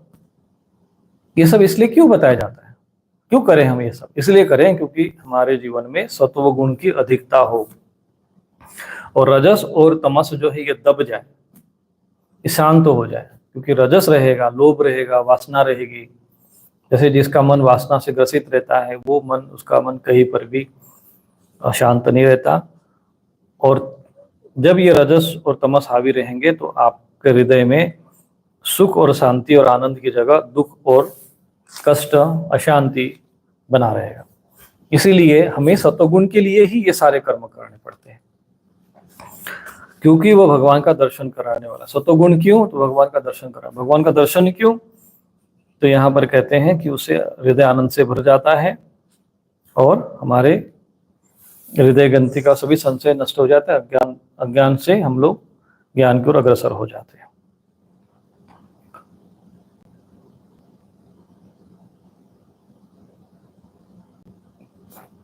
इसीलिए आज जो हम लोग यहाँ से, हम लोगों को एक बात समझ में ही आएगी कि हमें किसकी उपासना करनी चाहिए। तो कहते हैं सात्विक देवता की, यानी सात्विक देवता में भगवान नारायण, भगवान विष्णु की उपासना करनी चाहिए। और भगवान विष्णु में भी जो भगवान के विशेष कर अवतार हुए हैं, भगवान श्री कृष्ण आदि जो अवतार हुए हैं, उन पर चिंतन मंथन करना चाहिए। वो इसलिए क्योंकि वो सत्वगुण प्रधान है।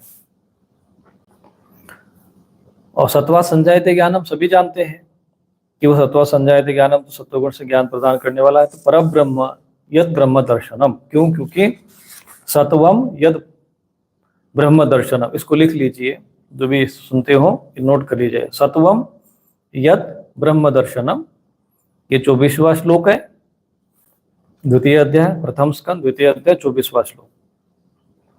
क्योंकि इससे ब्रह्म का दर्शन होता है, सत्वगुण से। तो लोग कहते नहीं महाराज जी हम लोग लहसुन प्याज खा लेंगे, खा सकते हो, नुकसान तो नहीं वैसा। लेकिन अगर आपका उद्देश्य ईश्वर की प्राप्ति है, आप सुख और शांति में जीवन जीना चाहते हैं, ब्रह्म का दर्शन करना चाहते हैं, तब फिर आपको ये सब वर्जित करना पड़ेगा।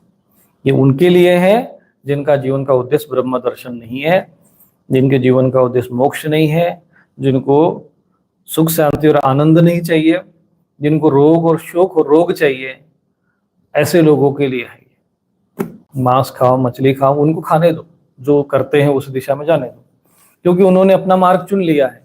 परंतु जिनके जीवन का उद्देश्य ब्रह्म दर्शन है, जो मोक्ष चाहते हैं, जो चाहते जीवन हमारा सुखमय हो, ज्ञानमय हो, हमारा हृदय आनंद से भर जाए, हमें भगवान से प्रेम हो, भगवान की प्रीति हमें प्राप्त हो, हमारा मन अंतःकरण सदैव प्रसन्न रहे, ऐसा यदि आप चाहते हैं तो आपका जीवन सत्वमय होना चाहिए, आपका आहार सत्वमय होना चाहिए,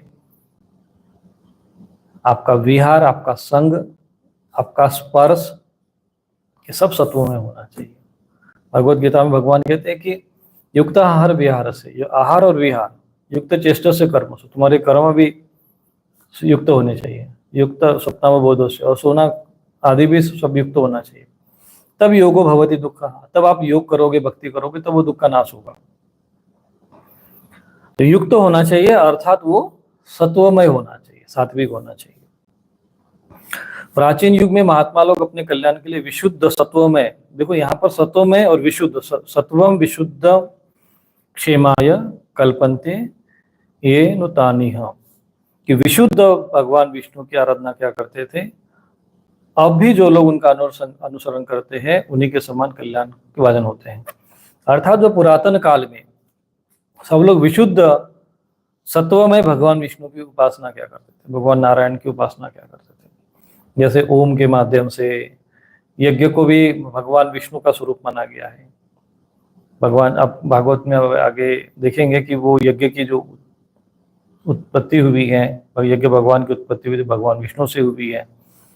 तो यह विशुद्ध सत्वमय भगवान विष्णु की आराधना क्या करते थे, और अभी जो वर्तमान में भी अगर आप ऐसा करते हैं तो आपको उन्हीं के समान, जो उन पुरातन समय में जो महात्मा लोग जैसे कल्याण को प्राप्त है, वैसे अब भी आप प्राप्त हो सकते हैं। जो लोग इस संसार सागर से पार जाना चाहते हैं,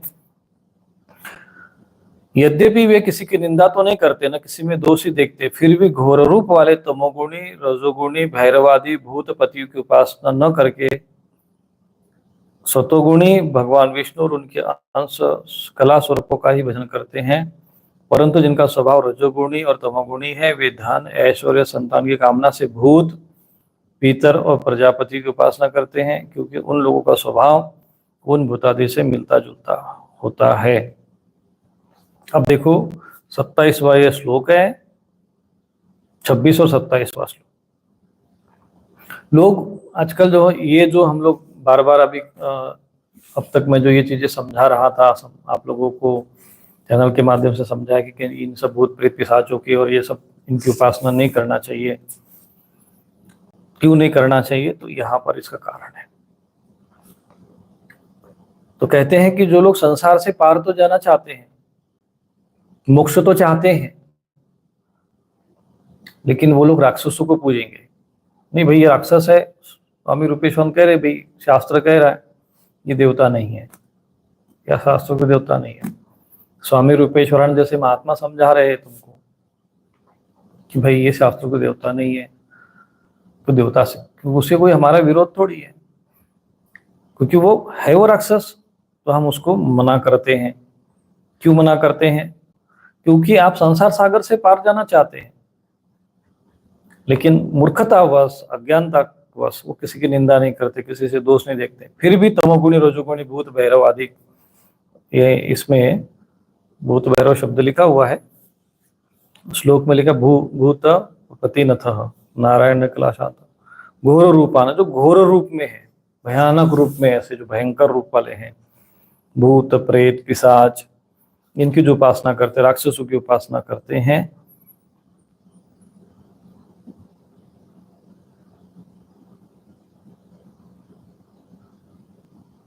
वे लोग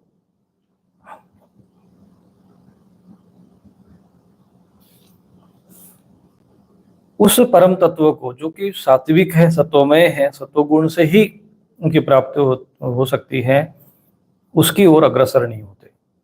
फिर वो लोग क्या करते हैं? इनकी उपासना न करके, इनकी उपासना नहीं करना, जो लोग करना है करने वाले करते ही हैं, करेंगे ही, क्योंकि संसार में सत्वगुण, रजोगुण, तमोगुण वाले हैं।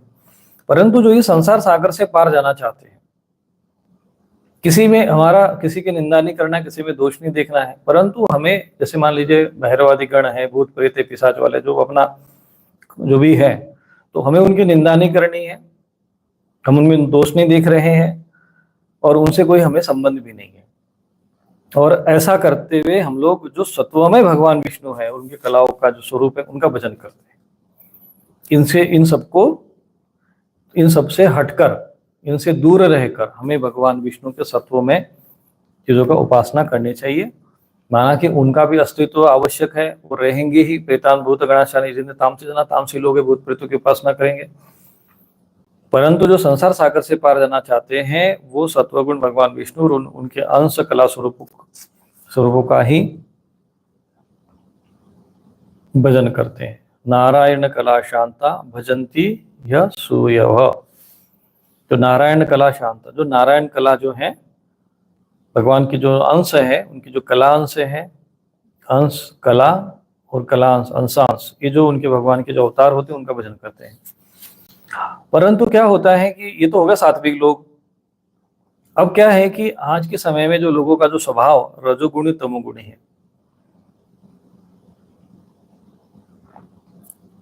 वे धन, ऐश्वर्य और संतान की कामना से भूत, प्रेतर और प्रजापति की उपासना करते हैं, क्योंकि उन लोगों का स्वभाव भी उन भूत प्रेतों के समान मिलता जुलता होता है। तो जो संसार सागर से पार जाना चाहते हैं वो सत्वों में भगवान विष्णु की उपासना करते हैं, और जिनका उद्देश्य कि नहीं भाई हमें संतान हो जाए, हमारा काम अटका है, हमें कहीं नौकरी लग जाए, तो फिर कहीं जाके चादर चढ़ाना है, तो कहीं भी माथा टेकना पड़े, किसी भूत को पूजना पड़े, किसी प्रेत के जाना पड़े, कहीं दरबार में जाना पड़े, कहीं जाके वो भली प्रेत दरबार हो, किसी की भी आहुति देनी हो, वो शास्त्र वाली है कि अशास्त्रीय है, बस हमारा काम हो जाना चाहिए, हमें इन सब चीजों से कोई मतलब नहीं है। ऐसी जो सोच रखते हैं वे धन ऐश्वर्य की कामना से, अब इनको मिलता है कि नहीं मिलता वो तो भगवान जाने, क्योंकि जिनसे ये धन और ऐश्वर्य चाह रहे हैं हो सकता है कि इनको कोई इधर उधर से कुछ उल्टा सीधा धन कमा के दे दे। ऐश्वर्य की देवी तो महालक्ष्मी है, जो विष्णु है वही महालक्ष्मी रहेगी। संतान की प्राप्ति, जो प्राप्ति सांसारिक मनोकामनाओं की पूर्ति तो भगवान स्वयं ही करते थे, सात्विक रूप से भी भगवान नारायण है, भगवान की जो शक्ति है सात्विक रूप से भी जो कामना करते हैं, तो वो मन कामेश्वर होने के कारण कामनाओं की पूर्ति करते हैं। परंतु जिनका स्वभाव तामसी और राजसी है वो लोग इनकी उपासना करते हैं, भूत प्रेत ये आदि जो हैं इनकी उपासना की करते हैं, क्योंकि इनके जैसा ही इनका स्वभाव मिलता जुलता होता है, क्योंकि उनका आहार विहार, अब जैसे भूत प्रेत पिशाच होते हैं, वो दूसरों को कष्ट पहुंचाकर और अशुद्ध आहार करना, अशुद्ध जगह पे रहना। अब आप देखिए मांस खाने वाले लोग जो होते हैं कितना अशुद्ध होता है, वो एक प्रकार का लाश होता है, शव होता है, सब जानते हैं। बुद्धि पर ऐसा पर्दा पड़ा हुआ है कि दिमाग में नहीं आता है कि हम मांस नहीं लाश खाते हैं। मांस तो सिंह खाता है, बाघ खाता है, ताजा भी रक्त पीता है, वो तो वैसा हमारा शरीर नहीं है।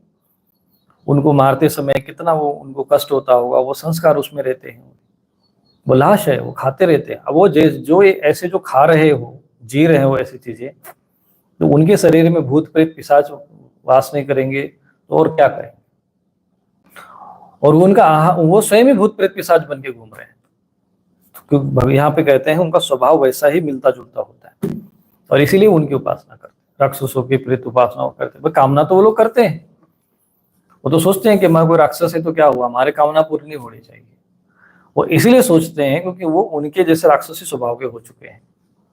और ये क्यों हुए हैं? ये तामसी आहार विहार करने के कारण, राजसी आहार विहार करने के कारण, वही लोभ वासना कामना ये सब चीजों में जो उलझे हुए लोग होते हैं, वो अपने ही जैसे देवताओं को, अब देवता न भी हो तब उनको देवता बना देंगे। प्रेत पिशाच है तो उस बोल देंगे ये तो प्रेत नहीं, ये तो परमात्मा है, ये तो भगवान शिव जी का अवतार है, ये दुर्गा जी की वो भले मसानी हो लेकिन कह देंगे दुर्गा जी का अवतार है। वो मसान रहेगा, कह देंगे तो हनुमान जी है। तो ये इस प्रकार से जो लोग हैं, जो राजसी और तामसी प्रकृति के जो लोग होते हैं, वो अपने अपने ऐसे देवता खड़े कर लेते हैं। और क्यों करते हैं तो इसका उत्तर जो अब तक मैं आपको समझाता आया हूं, ये उत्तर यहाँ पर ये 27वें श्लोक में भागवत महापुराण में है। और भागवत महापुराण में ये भी विषय है, ये भी आप लोगों को शायद समझ में कभी नहीं, आप सब लोगों को लगता है भागवत माने भगवान श्री कृष्ण, भागवत माने सब कुछ है, परंतु ये उसको समझना पड़ेगा तत्व से। एक एक श्लोक को, एक एक श्लोक के भाव को समझना पड़ता है। माना कि यदि मैं जिस प्रकार से कथा सुना रहा हूँ, यदि ऐसा सुनाने लग जाऊं तो कितना दिन लग जाएगा कुछ पता ही नहीं। तो ज्ञान से ब्रह्म स्वरूप, अब ये सत्वगुण क्यों? तो क्योंकि हमें ज्ञान चाहिए। वेदों का तात्पर्य श्री कृष्ण है, वासुदेव परा वेदा, वासुदेव परा मखा, वासुदेव परा योगा, वासुदेव परा क्रिया, ये भी सूत्र है। वासुदेव परम ज्ञानम, वासुदेव परम तप, वासुदेव परो धर्मो, वासुदेव परागति, ये सब कुछ सारथित है। वासुदेव की उपासना क्यों करे, भगवान श्री कृष्ण क्यों करे? तो यहाँ पर व्यास जी ने लिखा है और सूत जी समझा रहे हैं कि वेदों का तात्पर्य श्री कृष्ण है, इसलिए लिख देना कि वेद वासुदेव परा वेदा। भागवत महापुराण क्यों सुने, भगवान कृष्ण की भक्ति क्यों करे? क्योंकि वो वेदोक्त है, शास्त्रोक्त है। यज्ञ का उद्देश्य भी श्री कृष्ण है, मखा नहीं यज्ञ, वासुदेव परा यज्ञ। योग भी श्री कृष्ण के लिए, वासुदेव परा योग, योग भी भगवान श्री कृष्ण के लिए किया जाता है, वासुदेव के लिए किया जाता है। अब यहाँ इस चीज समझना पड़ेगा, तपस्या श्री कृष्ण की प्रसन्न की, तो श्री कृष्ण के लिए धर्म का अनुष्ठान होता है, सब गतियां श्री कृष्ण में समाहित हो जाती हैं। यद्यपि भगवान श्री कृष्ण प्रकृति और गुणों से अतीत है, फिर भी अपनी गुणमय माया से, जो प्रपंच की दृष्टि से है तथा तत्व दृष्टि से नहीं है, उन्होंने ही सर्ग आदि में इस संसार की रचना की थी। अब यहाँ पर भगवान श्री कृष्ण के बारे में समझना पड़ेगा, या वासुदेव के बारे में शब्द आया है, या भगवान श्री कृष्ण का तो उसमें हिंदी में अनुवाद किया है, परंतु यहाँ पर जो शब्द आया है वो वासुदेव शब्द आया है।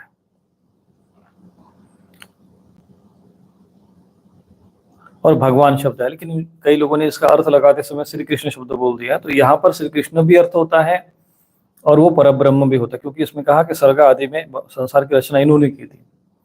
अब भगवान श्री कृष्ण का जन्म तो द्वापर में हुआ, और रचना तो, सृष्टि की रचना तो फिर सतयुग के प्रथम से हुई है। तो फिर यहाँ पर उस भगवान श्री कृष्ण की चर्चा नहीं हो रही है, चर्चा हो रही है वासुदेव, यानी जो सर्वम खल्वम इदम ब्रह्म जिसको कहते हैं।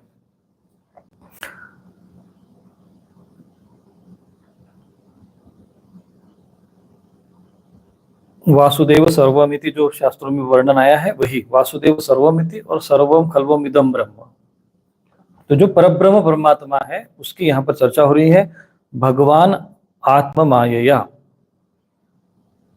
भगवान ने अपने प्रकृति के द्वारा। और यही बात भगवान श्री कृष्ण जब वो कहते हैं कि मैं जब अवतरित होता हूं तो अपनी माया को वश में करके अपनी माया के द्वारा मैं जन्म लेता हूं, तो इन्होंने सृष्टि की रचना की है अभी। और वही भगवान श्री कृष्ण के रूप में, राम के रूप में अवतरित होते हैं।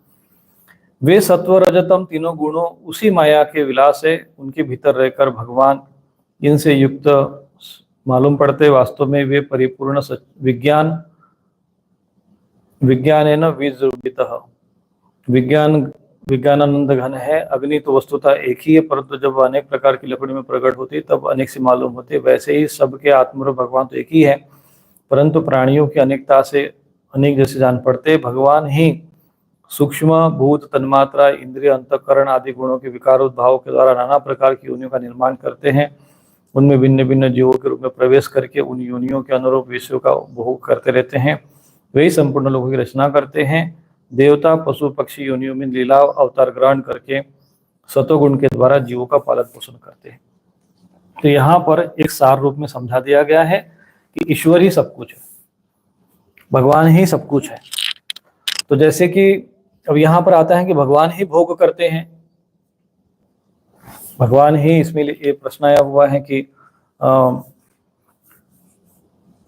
विभिन्न योनियों का निर्माण करते और जीवों के रूप में प्रवेश करके। तो भगवत गीता में भगवान ने कहा कि अहम आत्मा गुणाकेश सर्वभूतासु यसितो, कि मैं ही आत्मा बनकर सबके रूप में इस शरीर को चलाता हूँ। तो वास्तव में जो अहम जो शब्द है, हम लोग कहते हैं मैं, जो हम लोग खाते हैं पीते हैं, हम लोग कहते हैं कि भाई जब भगवान ने सब कुछ बनाया है, भगवान ही सब कुछ कर रहे हैं, तो फिर हमें पाप दोष क्यों लगता है, ऐसे भी प्रश्न आते हैं। तो वो इसलिए ये सब विषय बनता है क्योंकि अज्ञानता के कारण हम अपने द्वारा किया हुआ मानते हैं, जबकि होता ये है कि प्रकृति क्रियमाणानि, प्रकृति के द्वारा होता है। और जो आत्मा रूप में यहाँ जिस भगवान की बात की जा रही है, जिस जीवों की बात करी, वो भगवान और कहीं नहीं, हम स्वयं है। ये हम ही भगवान के अंश बनकर इस शरीर में वास करते हैं। ममई वांसो जीव लोके जीवभूत सनातन, ये मेरा ही अंश है। अहम आत्मा गुणाकेश सर्वभूताशय स्थित, मैं ही आत्मा बनकर सबके हृदय में वास करता हूँ। तो जो आत्मा के रूप में जो हम लोग मैं कह रहे हैं, ये हम लोग भगवान के ही विभिन्न रूप, भिन्न भिन्न जीवों के रूप में भगवान ने ही अपने रूप बना दिए, अलग अलग आत्मा के रूप में शरीर बना दिए। ये शरीर भी एक मानव योनि है, इसके अंदर जो आत्मा बैठा हुआ है उस भगवान की यहाँ पर चर्चा हो रही है। जिसकी चर्चा भगवत गीता में है, जिसकी चर्चा भागवत महापुराण में है, वो भगवान जिसको हम परमात्मा कहते हैं, भगवान कहते हैं, ईश्वर कहते हैं, वो जैसे मेरे जो इसमें मैं हूँ आत्मा के रूप में, तो मैं भी भगवान का ही वही अंश हूँ। आप सुन रहे हो तो वो भी अंश है, सारी संसार। इसलिए इसी सूत्र को उपनिषदों में कहा गया है सर्वम खलवम इदम ब्रह्म, जो दिख रहा है वो सब ब्रह्म है। लेकिन ये इतना गूढ़मय ज्ञान है कि ये झटके से अगर किसी को समझ में आ जाए ऐसा संभव नहीं है। ये तब समझ में आता है जब ये जो आपको मैंने क्रम बताया था, ये क्रम जब आप पालन करते हैं तब आत्म तत्व की प्राप्ति होती है। जब श्री कृष्ण में प्रेमा भक्ति होती है, जब आत्मज्ञान और वैराग्य की प्राप्ति होती है, तभी आत्मज्ञान होता है। तो जब आप इस प्रकार का आचरण करेंगे, जैसा हमने बताया, एक क्रम बताया आपको, 16वें श्लोक से 22वें श्लोक तक का जो एक क्रम बताया कि कैसे हम लोग आचरण करना चाहिए तो हम आत्मज्ञान को प्राप्त होंगे। तो जब आत्मज्ञान को प्राप्त होंगे तो जाना तो तुम ही हो जाएगी, क्योंकि यही सत्य है।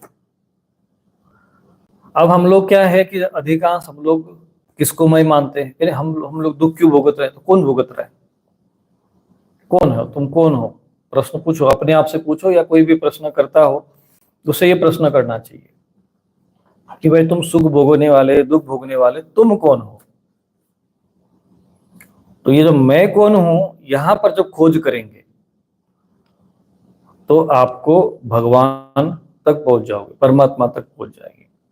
परमात्मा तक पहुंचने के दो मार्ग है, सरल मार्ग। अपने को खोजो, ईश्वर को प्राप्त हो जाओगे, भगवान को प्राप्त हो जाओगे, भगवान का ज्ञान, इसको बोलते ज्ञान योग का मार्ग। आत्मा को जानना, बुद्धि के द्वारा चिंतन मंथन करना, मैं कौन हूं, मैं शरीर नहीं, मन नहीं, बुद्धि नहीं, फिर मैं कौन हूं? चिंतन करना, श्रवण करना, मनन करना, निधिध्यासन, ये ज्ञान योग का मार्ग है। ईश्वर को प्राप्त करो तो अपने आप को जान लोगे, ईश्वर को प्राप्त कर जाओगे। ईश्वर को प्राप्त कर लो तो अपने को जान जाओगे। दोनों मार्ग वही है। तो एक ही जगह पे ये सब तत्वों पर सार में पहुंचा देते हैं। तो जैसे हम ज्ञान मार्ग से जाते हैं तो अपने आत्मा के बारे में चिंतन करते कि मैं कौन हूं, पता चलता है मैं तो आत्मा हूं। तो आत्मा कौन है? तो पता चलता है शास्त्र के अनुसार कि हम आत्मा गुड़ाकेश, ये गुड़ाकेश, मैं तो आत्मा बनकर मैं ही बैठा, ये तो परमात्मा ही आत्मा बनकर बैठा हूं। लेकिन ये मार्ग थोड़ा कठिन है, ज्ञान योग का मार्ग जो है वो कठिन है। इसलिए क्योंकि हम अपने आप को अज्ञानता के कारण इतना अधिक अज्ञानता के इसमें ग्रसित हो चुके हैं, क्योंकि शरीर के अतिरिक्त हम अपने बारे में कोई भी धारणा, चिंतन मन में नहीं ला सकते। एक स्त्री का शरीर जिसका हो, वो अपने स्त्री शरीर के प्रति इतना भाव होता है कि वो, यदि उसे कहा जाए तो स्त्री ही, वो अपने को शरीर ही मानेंगे। तो हम लोग पूरे अज्ञान आवृत्तम ज्ञानम, इस शरीर को मैं मान के बैठे हुए हैं। इसलिए आत्मा को जानकर परमात्मा को जानना, ये मार्ग थोड़ा कठिन है। भगवान ने जो भगवत गीता में जो 12वें अध्याय में भक्ति योग का जो वर्णन किया है, तो उसमें कहा है कि देखो ज्ञान का मार्ग है, परंतु वो कठिन है, क्योंकि देह को मैं मानने वाले, देह में ही जो आ सकते हैं, ऐसे व्यक्ति के लिए मैं आत्मा हूं ऐसा चिंतन करना, मनन करना, मैं शरीर नहीं हूं ऐसा सोचना, चिंतन मनन करना, ये सबसे कठिन है तो अज्ञान। ये बात सही है कि ये अज्ञान है, ये शरीर हम लोग नहीं है, सब जानते हैं, सब मानते हैं, शरीर छूटता है। लेकिन इसके बाद भी हम लोग शरीर से परे जो आत्मा है, जो अपना जो स्वरूप है, उसको हम नहीं समझ सकते हैं, नहीं उसको धारणा अपने नहीं कर सकते। तो इसलिए ज्ञान योग का जो मार्ग है वो ज्ञानियों के लिए, मुनियों के लिए है। बहुत जो शास्त्रों का अध्ययन करने में लगा हो, उसी में सन्यासियों के लिए कहा अहम ब्रह्मास्मि, ये सन्यासियों के लिए है, जो ज्ञानवान सन्यासी है। ऐसा नहीं कोई भी सन्यासी साधु बन गए, ऐसा नहीं। जो विवेकवान है, जो शास्त्र अध्ययन करता हो, श्रवण मनन जो निधिध्यासन में लगा हो, ऐसे सन्यासी की बात है। जो शास्त्रों का अध्ययन करके, कई उसके ग्रंथ हैं, ब्रह्म सूत्र उसी का ही विषय है। ब्रह्म सूत्र के माध्यम से फिर कई लोगों ने फिर अनेक ग्रंथ, विवेक चूड़ामणि ग्रंथ शंकराचार्य जी लिखे हैं। तो इन ग्रंथों का अध्ययन मनन करना, वेद उपनिषदों का अध्ययन करना, तो ये होता है आत्मा के विषय में। आत्मा को जान जाओगे तो परमात्मा को जान जाओगे। लेकिन सामान्य गृहस्थ व्यक्ति के लिए ये थोड़ा सा मार्ग कठिन हो जाता है, क्योंकि वो तो अपने को शरीर को मैं मान रहा है। शरीर के प्रति जो मैं है वो छूटता ही नहीं है। और ये शरीर के प्रति जो मैं है इतना अधिक दृढ़ है कि पहले तो हम अपने को मनुष्य मानते, भैया मैं मनुष्य हूँ। मनुष्य में क्या हो भाई, तुम कहते मैं पुरुष हूँ, कहता मैं स्त्री हूँ। तो कोई स्त्री ये कह दे कि नहीं मैं स्त्री नहीं हूँ, ऐसा वो चिंतन करने लग जाए तो कर पाएगी क्या? नहीं कर पाएगी, क्योंकि वो पूरा जकड़ गई है उसमें शरीर के साथ। और पुरुष है, पुरुष भी अपने शरीर में लगा, उसको भी देह में। तो ये हम लोग इतने आसक्त हैं, इस शरीर के साथ बंधे हुए हैं कि ये जो आत्मज्ञान का जो मार्ग है, योग ज्ञानियों का जो मार्ग है, वो हमारे लिए है ही नहीं। इसलिए यहाँ पर दूसरा मार्ग हमारे लिए बचता है। एक तो हम आत्मा को जान के परमात्मा को जाने, या तो परमात्मा को जान जाएंगे तो हम आत्मा को, क्योंकि इसमें लिखा हुआ है अंत में कि आत्म प्रसाद की प्राप्ति होती है। भगवान श्री कृष्ण के प्रति प्रेम भक्ति करते हैं जिससे आत्म प्रसाद की प्राप्ति होती है। जाना तो तुम्हें हो जाए। मम दर्शन फल परम अनुपा जीव पावहि निज सहज स्वरूपा तदा दृष्टु स्वरूपे वस्थानम। पतंजलि योग सूत्र में लिखा है कि वो दृष्टा अपने स्वरूप में स्थित हो जाता है। रामचरितमानस में लिखा है कि मम दर्शन फल परम अनुपा, और जीव पावहि निज, अपने ही स्वरूप को प्राप्त होता है। हम भगवान को प्राप्त कर लेंगे तो किसको प्राप्त करेंगे? हम स्वयं को ही प्राप्त करते हैं, क्योंकि वास्तविकता तो यही है। इस सत्य को सब शास्त्र कहते हैं समझते, लेकिन ये बात दिमाग में उतर नहीं सकती है। ये बहुत कठिन कार्य है, बहुत क्लेशकारक मार्ग है ज्ञान योग मार्ग। इसीलिए अब ये मार्ग हमारे लिए बंद हो जाता है। आत्मा को जान के परमात्मा को प्राप्त किया जाए, ये मार्ग हमारे लिए बंद हो गया, क्योंकि देह में अटके पड़े। ये सन्यासियों के लिए, जिसलिए सन्यासियों को कहा जाता है शरीर के बारे में ज्यादा सोचना नहीं, शरीर का चिंतन नहीं करना, केवल आत्मा के बारे में चिंतन करो। बस शरीर को जीवित रखने के लिए सात घर से भिक्षा ले लो, जहां मन चाहे वहां पड़े रहो, केवल निरंतर भ्रमण करते रहो, कहीं पर किसी में आसक्ति नहीं, कोई संबंध नहीं, क्योंकि देह से संबंध है, देह से कोई संबंध ही नहीं रखना है। लेकिन हमारे जो सन्यासी महोदय भी जो सन्यास वगैरह धारण कर लेते हैं, वो देह से अटके पड़े रहते हैं। मैं मठाचार्य हूँ, मैं पीठाचार्य हूँ। उनकी जाति के प्रति, जो शरीर के प्रति जो जाति का जो भाव है, वो भी अज्ञान मूलक है, वो भी उनसे नहीं जाता है। तो ये भी जो लोग हैं, ये भी ज्ञान के पात्र नहीं है। ज्ञान योग का, सन्यास का वही पात्र है जो देह भाव से परे हो गया, जिसको देह से कोई संबंध नहीं है, देह के संबंधों से कोई लेना देना नहीं है, उसको देह के मान प्रतिष्ठा पद इन सब चीजों से कोई मतलब नहीं है। ऐसी अवस्था में जो व्यक्ति पहुंच जाता है वो व्यक्ति सन्यासी होता है, और जो निरंतर आत्ममंथन और चिंतन करता है। लेकिन यहाँ तो सारा बड़े बड़े धर्माचार्य पीठाचार्य जो बैठे होते हैं, ये लोग अपनी जाति तक छोड़ने को तैयार नहीं होते, अपनी गद्दी छोड़ने को तैयार नहीं है। अपना मान सम्मान थोड़ा सा करेंगे, कोई छेड़ दे तो वो छोड़ने को तैयार नहीं। तो ये इनके लिए भी ज्ञान मार्ग बंद है, ये भी मोक्ष को प्राप्त नहीं हो सकते, क्योंकि देह के प्रति आसक्त व्यक्ति ज्ञान मार्ग का जो है वो साधक नहीं हो सकता। तो फिर हमारे पास एक ही मार्ग बचता है कि हम परमात्मा को जानें, और परमात्मा को जब जान जाएंगे तो आत्मा सो परमात्मा, जाने सो आत्मा। तो इसीलिए ज्ञान मार्ग हमारे लिए समाप्त हो गया। एक मार्ग और होता है, ये पतंजलि योग सूत्र वाला योग मार्ग के द्वारा, कि भाई वो भी आत्मा को जानने का ही है मार्ग, वो भी वैसा ही है। सत्य अहिंसा अस्त्य ब्रह्मचर्य आदि सब पालन करते हुए आसन प्राणायाम आदि को प्रकृति के माध्यम से, प्राण के माध्यम से प्रकृति को जानना, और प्रकृति के माध्यम से परमात्मा को जानना या आत्मा को जानना, ये मार्ग है। वो प्रकृति के माध्यम से जो आत्म तत्व या परम तत्व की तरफ अग्रसर होते, वो योग मार्ग से जाते पतंजलि योग सूत्र के द्वारा। वो विधान है ज्ञान का विधान, ये ब्रह्म सूत्र वाला। और एक विधान और होता है जो कर्म करते हैं, वो भी विषय है, कर्म करते रहते अपना, बस धर्म का पालन करते हैं, धर्म कर्म का पालन करते हैं, वो कर्म योग हो गया। परंतु इन सब में एक ही मार्ग हमारे लिए बचा है कि हम परमात्मा को जान जाए। तो ये परमात्मा कौन है, कैसे हैं, क्यों लीला लेते हैं, क्यों अवतरित होते हैं, जन्म कर्म च मे दिव्य, भगवान कहते यो यो वेत्ति तत्व, तो तत्व से कैसे समझे। तो इसी के लिए ये भागवत महापुराण होती है, इसीलिए कथा सुना जाता है। क्योंकि हमारे पास एक ही मार्ग बचा है, अपने को देह मान के बैठे हुए हैं, शरीर मान के बैठे हुए, शरीर के संबंध सत्य लगते हैं, संसार सत्य लगता है, वासना विकारों से भरे पड़े हैं, रजोगुण तमोगुण हावी है। तो ऐसे में थोड़ा सा बस केवल अपने को इतना करना है कि आहार विहार की शुद्धि रखनी है और भगवान की कथाओं का चिंतन मनन करते रहना है। धीरे धीरे सत्वगुण की वृद्धि हो जाएगी, भक्ति की प्राप्त हो जाएगी, और भक्ति का सीधा परिणाम है ज्ञान और वैराग्य। ज्ञान का अर्थ होता है आत्मज्ञान। तो इसीलिए ये मार्ग हमें आ गया है। अब तृतीय अध्याय में जाते हैं। तो अब इसमें ये भगवान है कौन?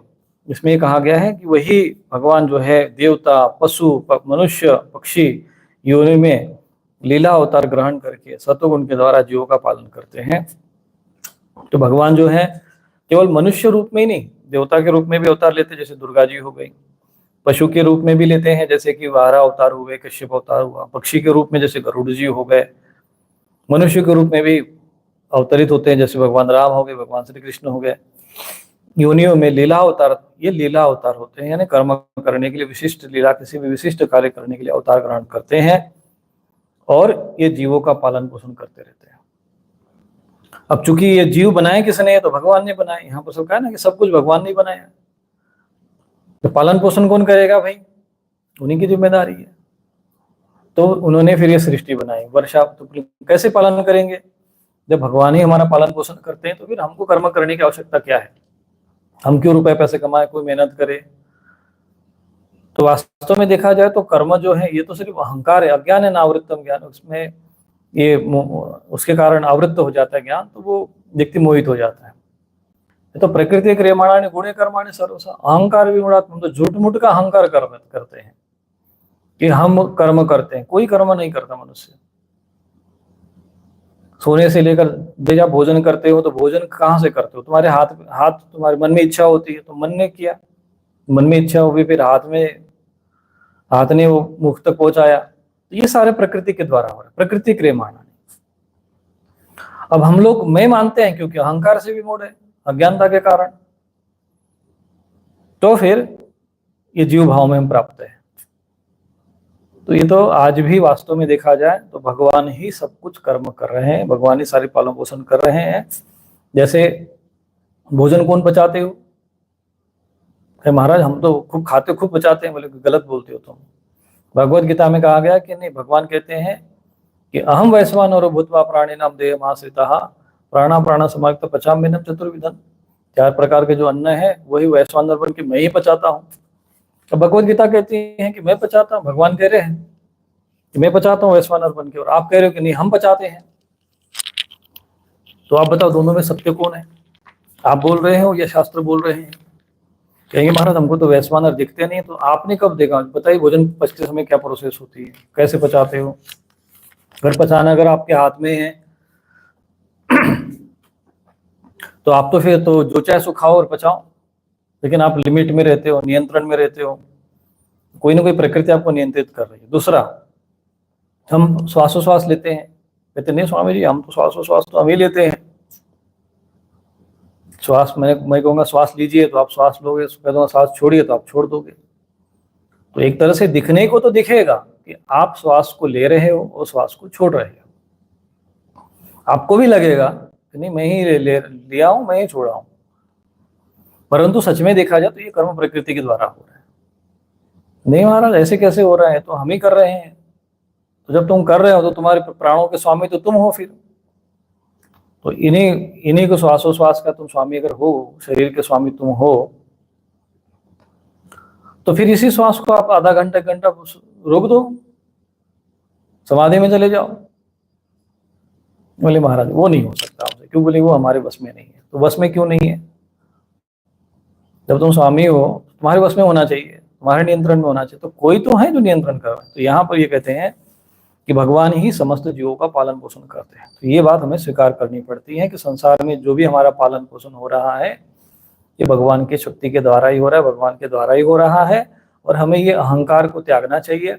जो कर्म हो रहे हैं वो भगवान की कृपा से हो रहे, भगवान की शक्ति से हो रहे हैं, ये हमें समझना चाहिए।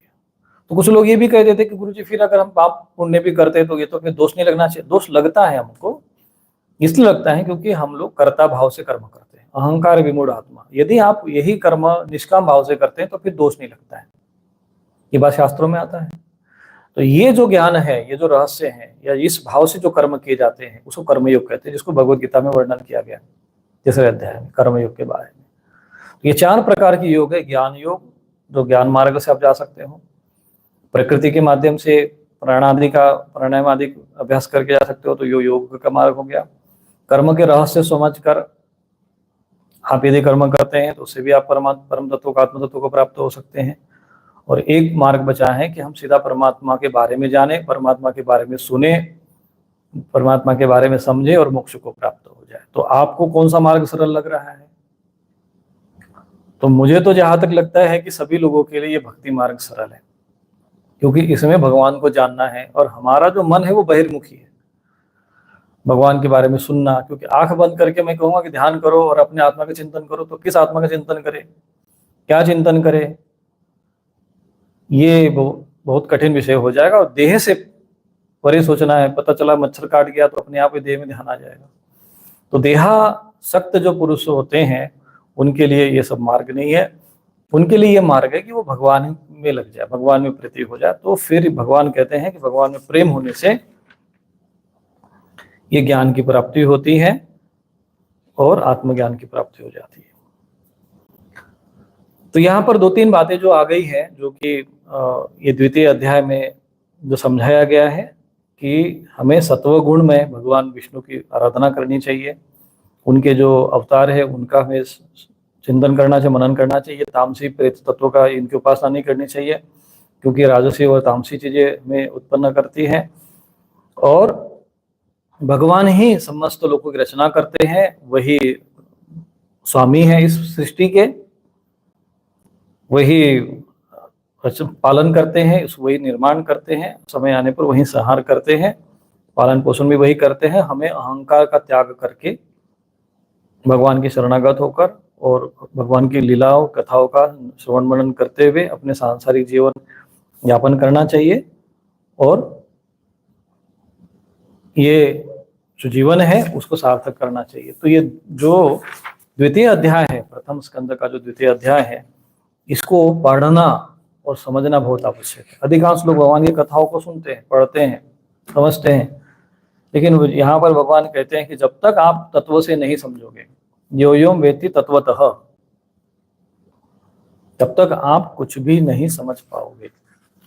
यो योम वेत्ति तत्वतः, जन्म कर्म चमे दिव्यम, जन्म और कर्म दिव्य तो हैं, लेकिन वो आपको तत्व से समझना पड़ेगा। और तत्व से समझने के लिए इस द्वितीय अध्याय को समझना, प्रथम अध्याय को समझना बहुत आवश्यक है। फिर इसके बाद तो भगवान की लीलाओं के अवतारों का वर्णन है, लेकिन ये प्रथम अध्याय द्वितीय अध्याय ये समझना बहुत महत्वपूर्ण है। और ये विषय बहुत गूढ़ है, ये सार आपको हमने समझा दिया है। अब यहाँ पर आते हैं कि जब लीला अवतार होते हैं, ग्रहण करते हैं भगवान, तो लीला अवतार कौन से हैं ये वर्णन करते हैं। कि सूत जी कहते हैं कि सृष्टि के आदि में भगवान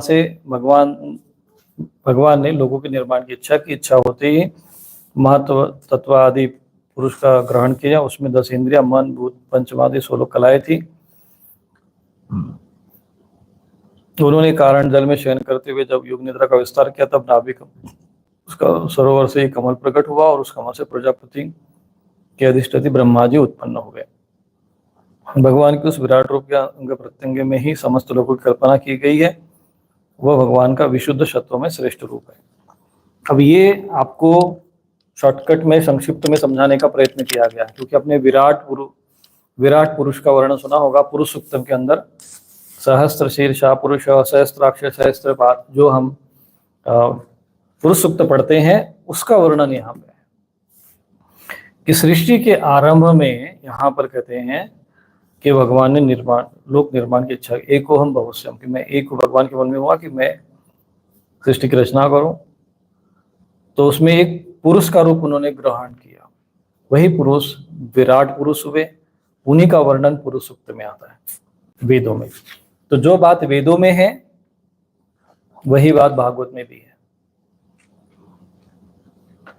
और उस पुरुष ने, जिसमें महतत्ववादी से निष्पन्न जो ये तत्व बताए गए हैं, अब वो महतत्व वगैरह क्या है वो सब आगे चर्चा होगी। उसमें 10 इंद्रिया, 1 मन, 5 भूत, ये 16 कलाएं थी। तो ये तो हमारे शरीर को, ये समझ लीजिए कि हमारे शरीर के जैसे, एक मैंने कहा ना कि ब्रह्मांड को और पिंड को समझना हो तो ये दोनों के बीच में अगर आप संतुलन बना के चलेंगे तो आपको ये तत्वों में रहस्य समझ में आ जाएगा। और उन्होंने कारण जल में शयन करते हुए, अब ये कारण जल में शयन करते हुए, ये जो कारण जल है, क्या शब्द आया हुआ है, यस्याम वशेषया नस्य योग निद्राम वितन्वतः,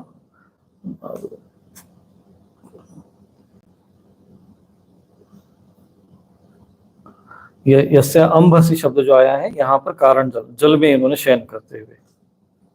अब जल कौन सा है ये थोड़ा समझना है। वास्तव में देखा जाए तो जो सृष्टि में, जो ब्रह्मांड की रचना करते समय कारण जल, अब ये कारण जल ब्रह्मांड के उस, जिसको हम क्षीर सागर भी कहते हैं, ब्रह्मांड का जो जल का जो मूल स्रोत माना जाता है, आधार माना जाता है, वहां पर उन्होंने शयन किया। इसलिए वो भगवान वहां पे, वो जल को नार भी कहते हैं, और उन्होंने वहां पर निवास किया, अयन किया, इसलिए उनको नारायण कहते हैं। तो उन्हीं के नाभि सरोवर से कमल उत्पन्न हुआ और कमल से प्रजापति ब्रह्मा जी उत्पन्न हुए। तो उस विराट के अंग प्रत्यंग रूप में जो भगवान विष्णु का जो वास्तविक स्वरूप है वो विराट स्वरूप माना गया। भगवान विष्णु का अगर आप देखेंगे, जब आप नारायण कवच में पढ़ेंगे तो वो अष्टभुजा वाले हैं, चतुर्भुज में भी है, भगवान श्री कृष्ण के रूप में आए हैं, राम जी के रूप में द्विभुज में भी है, और सहस्त्र शीर्षा भी है। तो ये उन्हीं के ही रूप है, सामान्य रूप से प्रकट होते रहते हैं, और उन्हीं के ही अंग प्रत्यंग में, इस विराट स्वरूप में ही लोगों की कल्पना की गई है। कतिधा वे कल्पयन, जैसे वहां पर पुरुष सूक्त में आता है कि उसमें क्या कल्पना की, उसका मुख कौन हुआ और कौन उनके बाहु हुए, तो ब्राह्मणों से मुख मासित आदि ये शब्द आता है। तो वहां पे उत्पत्ति नहीं है, उन्होंने कल्पना की, कथिता अकल्पयन, यानी वहां पे क्या कल्पना की गई, तो वहां पे समस्त लोगों की कल्पना की गई। तो योगी लोग दिव्य दृष्टि से भगवान के उस स्वरूप का दर्शन करते हैं। योगी लोग दर्शन कर सकते हैं उस विराट स्वरूप का। भगवान का वह रूप हजारों पैर, जांघें, भुजा और मुखों के कारण अत्यंत विलक्षण है। उसमें सहस्त्र सिर, हजारों कान, हजारों आंखें, हजारों नासिकाएं हैं, हजारों मुकुट, वस्त्र, कुंडल आदि आभूषणों से वो उल्लसित रहता है। ये 11वें अध्याय में भगवान ने ये विराट रूप का दर्शन अर्जुन को कराया था। भगवान का यही पुरुष रूप, जिसे नारायण कहते हैं, अनेक अवतारों का अक्षय कोश है। इसी से सारे अवतार प्रकट होते हैं, और इसी रूप के छोटे से छोटे अंश से देवता, पशु, पक्षी, मनुष्य आदियों की सृष्टि होती है। विराट पुरुष से ही सब कुछ उत्पन्न होता है। अब उन्होंने ही सृष्टि के आरंभ में कैसे कैसे अवतरण किया है, यहाँ पर वर्णन आता है कि कुमार सर्ग में सनक, सनंदन, सनातन, सनत कुमार,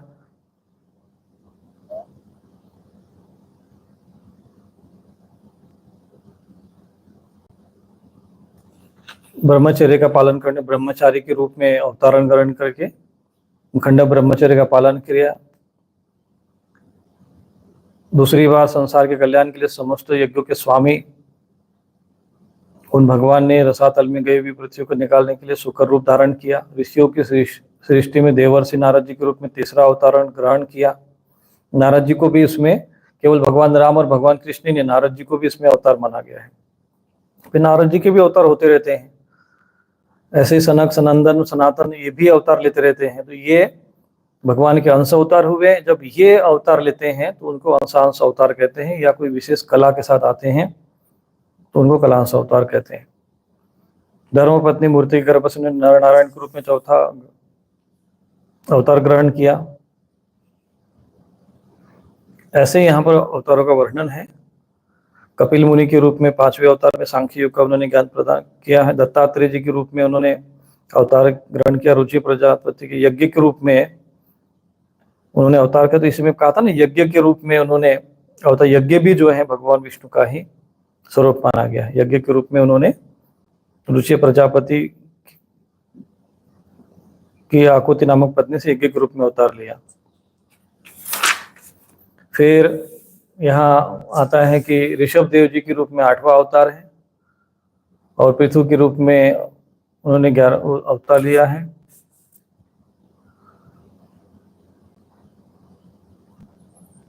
चाक्षुष मनवंतर के अंत में जब सब त्रिलोकी समुद्र में डूब रहे थे, उस समय भगवान ने 10वां अवतार ग्रहण किया, वैवस्वत मनु की रक्षा की। जिस समय देवता आदि जो 11वां अवतार उनमें कश्यप के रूप में आए थे, 12वां अवतार धन्वंतरी के रूप में, 14वें अवतार के रूप में नरसिंह रूप में, 15वीं उसमें वामन रूप में, 16वें में परशुराम जी के रूप में आए हैं।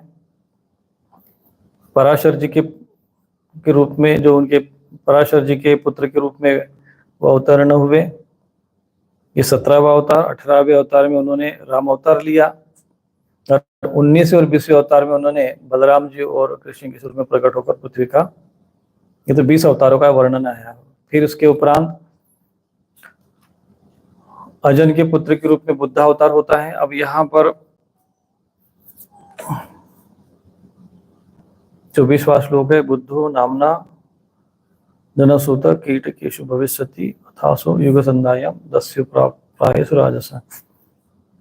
युग संधि के समय में यहाँ पे बुद्ध का अवतार होता है और अंत में जब कलयुग का अंत समीप होगा, राजा लोग प्राय लुटेरे हो जाएंगे, तब जगत के रक्षक भगवान विष्णु यश नामक ब्राह्मण के घर में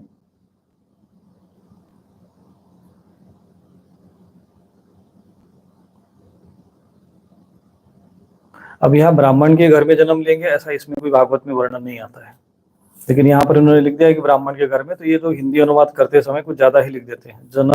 जनिता विष्णु यशस्व नामना कल्किर जगतपति, कि विष्णु यश के नाम से उनका कल के रूप में अवतार होगा, ये ऐसा वर्णन आता है। कहाँ अवतार होगा, कैसे होगा, इसका वर्णन इसमें अभी यहाँ आया नहीं, आगे हो सकता है विस्तार में उसका वर्णन हो। सौनक आदि ऋषि हो, जैसे अगाध सरोवर में हजारों छोटे छोटे नाले निकलते हैं, वैसे ही सत्व निधि भगवान श्री हरि के असंख्य अवतार हुआ करते हैं। भगवान के असंख्य अवतार हुआ करते हैं। ऋषि मनु भी एक पदवी है, ऋषि भी एक पदवी है। देवता, प्रजापति, मनुपुत्र और जितने भी महान शक्तिशाली है, जो भी संसार में शक्तिशाली के रूप में जो लोग अवतरित होते हैं, वे सब के सब भगवान के ही अंश मानना चाहिए। ये सब अवतार तो भगवान के अंशांश अवतार है, कला अवतार है, परंतु भगवान श्री कृष्णस्तु स्वयं भगवान ही थे। एते चांस कलाम पुंसा कृष्णस्तु भगवान स्वयं।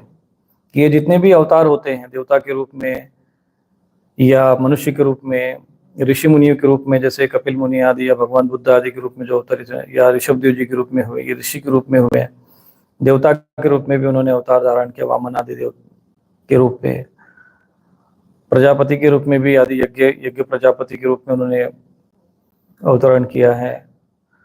तो ये तो भगवान के अंशावतार या कला अवतार हो सकते हैं, परंतु भगवान श्री कृष्ण हैं, इनके बारे में कहा गया था कृष्णस्तु भगवान से, यानी पूर्ण अवतार थे ये। जब लोग दैत्यों के अत्याचार से व्याकुल उठते, तब युग युग में अनेक रूप में धारण करके भगवान की रक्षा करते हैं। भगवान के दिव्य जन्मों की यह कथा अत्यंत गोपनीय रहस्यमयी है। जो मनुष्य एकाग्र चित्त से नियम पूर्वक सायंकाल प्रातःकाल प्रेम से इनका पाठ करता है, वह समस्त दुखों से छूट जाता है।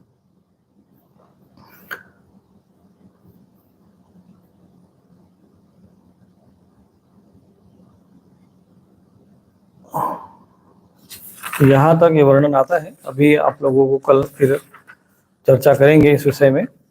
ये आज चूंकि आज प्रातःकाल में भी हम समय दे नहीं पाए, तो आज इतना ही विषय हम सोच रहे हैं कि इसमें 22 अवतारों की, कहीं 24 अवतारों का वर्णन आता है, कहीं 22 अवतारों का वर्णन, इसमें तो 22 है, लेकिन कहीं कहीं 24 अवतार का भी इसमें वर्णन आता है।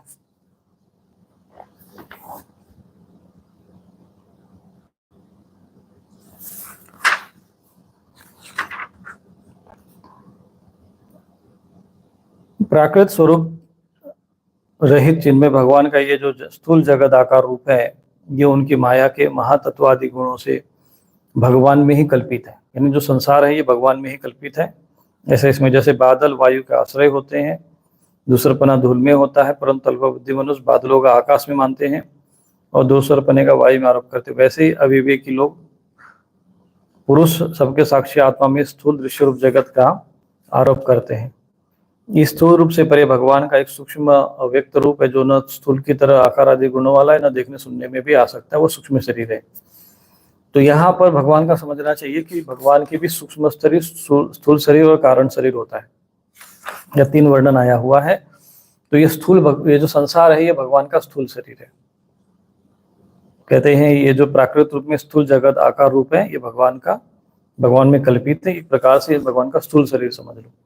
इससे परे भगवान का एक जो न तो स्थूल की तरह आकार वाला है, न देखने सुनने में आ सकता है, जो देखने में और सुनने में नहीं आता है और उसका कोई आकार नहीं होता, वो भगवान का सूक्ष्म शरीर है। आत्मा का आरोप या प्रवेश होने पर वही जीव कहलाता है, इसी का बार बार जन्म होता है। अब ये समझ लीजिए, ये बड़ा रहस्यमय चीजें हैं। यदि इसको आप समझ लिए तो आपका जो है इससे बड़ा कल्याण हो जाएगा।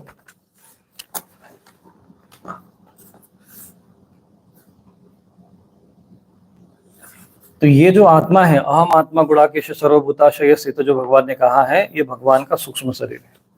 ये देखने में नहीं आता, ये सुनने में नहीं आता, लेकिन ये आत्मा के रूप में जो भगवान का, ये भगवान का सूक्ष्म शरीर है। जो हमारे शरीर में जो आत्मा के रूप में है, ईश्वर सर्वभूतानां हृदय तिष्ठति कहा गया है कि ईश्वर में, वहां पर ईश्वर के रूप में मैं वहां सबके हृदय में वास करता हूँ। तो यह आत्मा का सूक्ष्म शरीर है। तो आत्मा का आरोप या प्रवेश होने के कारण यही जीव कहलाता है। तो आप और हम जो हैं वो कौन है? वो भगवान के सूक्ष्म शरीर है। ये संसार क्या है? तो ये भगवान का स्थूल शरीर है। और जो जहाँ पर वो ब्रह्म लोग, जहाँ परमात्मा रहते हैं, जहाँ भगवान नारायण वगैरह जो भी रहते हैं, उसको कारण शरीर में कह सकते हैं। उसी को कारण जल कहते हैं, उसी में ही वो भगवान का वास है। उपर्युक्त स्थूल और सूक्ष्म शरीर अविद्या से आत्मा में आरोपित है। तो ये स्थूल और सूक्ष्म शरीर अविद्या से आत्मा में आरोपित है। आरोपित का जैसे आप चंद्रमा का जैसे प्रतिबिंब पानी में दिखता है, तो वो होता नहीं है लेकिन दिखाई देता है। ऐसे ही ये जो आत्मा है, यहाँ पर एक आरोपित किया गया है। जिस अवस्था में आत्मा स्वरूप के ज्ञान से आरोप दूर हो जाता है, उसी समय ब्रह्म का साक्षात्कार हो जाता है। जिस अवस्था में ये जो अज्ञान रूप से ये जब अज्ञान हट जाता है, तो ब्रह्म का साक्षात्कार हो जाता है। तत्वज्ञानी लोग जानते हैं कि जिस समय ये बुद्धि रूपा परमेश्वर की माया निवृत्त हो जाती है, उस समय जीव परमानंद में हो जाता है और अपने स्वरूप महिमा में प्रतिष्ठित होता है। वास्तव में जिनके जन्म नहीं है और कर्म भी नहीं है, उन हृदयेश्वर भगवान के अप्राकृतिक जन्म और कर्मों का तत्वज्ञानी लोग इसी प्रकार वर्णन करते हैं, क्योंकि उनके जन्म और कर्म वेदों के अत्यंत गोपनीय रहस्य है। वेद यानी हृदपते, तो जो ये वेदों में भी इसका वर्णन जो है गोपनीय रहस्य है। तो भगवान का तो कोई जन्म हो नहीं सकता, ना उनके कोई कर्म है, फिर भी वो जो भगवान के अप्राकृतिक जन्म और कर्मों का तत्वज्ञानी लोग वर्णन करते हैं, तो ये हमें समझना पड़ेगा। तो एक सरल रूप में ये जो यहाँ विषय आया हुआ है, यही है कि जो उसी विराट स्वरूप का एक कल्पना की गई। एक कह सकते हैं कि संसार जो भगवान का ही शरीर है। सूक्ष्म रूप में जो भगवान हमारे शरीर में विद्यमान है, आत्मा रूप में, ईश्वर रूप में, वो जिसको मैं कहते हैं, हम लोग कहते हैं, वो भगवान के अंश हम लोग हैं।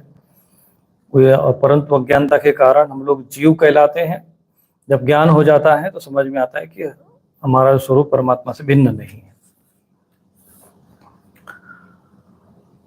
भगवान की लीला अमोघ है। वे लीला से ही संसार का सृजन पालन संहार करते हैं, किंतु इसमें आसक्त नहीं होते। प्राणियों के अंतःकरण में छिपे रहकर ज्ञानेंद्रिय और मन के नियंता के रूप में विषय को ग्रहण भी करते, परंतु उससे अलग रहते हैं कि परम स्वतंत्र है, विषय कभी उन्हें लिप्त नहीं होते। अब चूंकि यहाँ पर भगवान सूक्ष्म रूप में है, ईश्वर सर्वभूतानां हृदय तिष्ठति, तो प्राणियों के अंतःकरण में छिपे रहते हैं। ज्ञान इंद्रियों के मन के नियंता के रूप में विषय को ग्रहण भी करते हैं, क्योंकि भगवान कहते हैं हम जो है भोजन पचाता हूं मैं, तो ग्रहण भी करते हैं, परंतु फिर भी वो स्वतंत्र है, वो उसमें बंधते नहीं है, क्योंकि उनमें अज्ञान नहीं है। और हम लोगों में क्या, अहंकार विमूढ़ आत्मा होने के कारण वो हम लोग उसमें बंधते हैं। वे परम स्वतंत्र विषय उन्हें कभी लिप्त नहीं। जैसे अनजान मनुष्य जादूगर या नट के संकल्प और वचनों से की हुई करामात को नहीं समझ पाता, वैसे संकल्प और वेदवाणी के द्वारा भगवान के प्रकट किए हुए इन नाना नाम और रूपों को तथा उनकी लीलाओं को कुबुद्धि जीव बहुत तर्क युक्तियों के द्वारा भी नहीं पहचान सकता। बस चक्रपाणी भगवान की शक्ति और पराक्रम अनंत है, उनकी कोई था नहीं पा सकता। वे सारे जगत के निर्माता होने पर भी उनसे सर्वथा परे हैं। उनके स्वरूप को अथवा उनकी लीला के रहस्य को वही जान सकता है जो नित्य निरंतर निष्कपट भाव से उनके चरण कमलों की दिव्य गंध का सेवन करते हैं, अर्थात सेवा भाव से उनके चरणों का चिंतन मंथन करते रहते हैं। तो ये सभी, अगर परमात्मा के इस स्वरूप को समझना है, परमात्मा ने जैसा ये संसार बनाया, संसार की लीला है, अगर इसको समझना है, जिज्ञासा करना है, तो तर्क कुतर्कों से ये समझ में नहीं आएगा। वो समझ में आएंगे भगवान की लीलाओं का चिंतन मंथन करने से।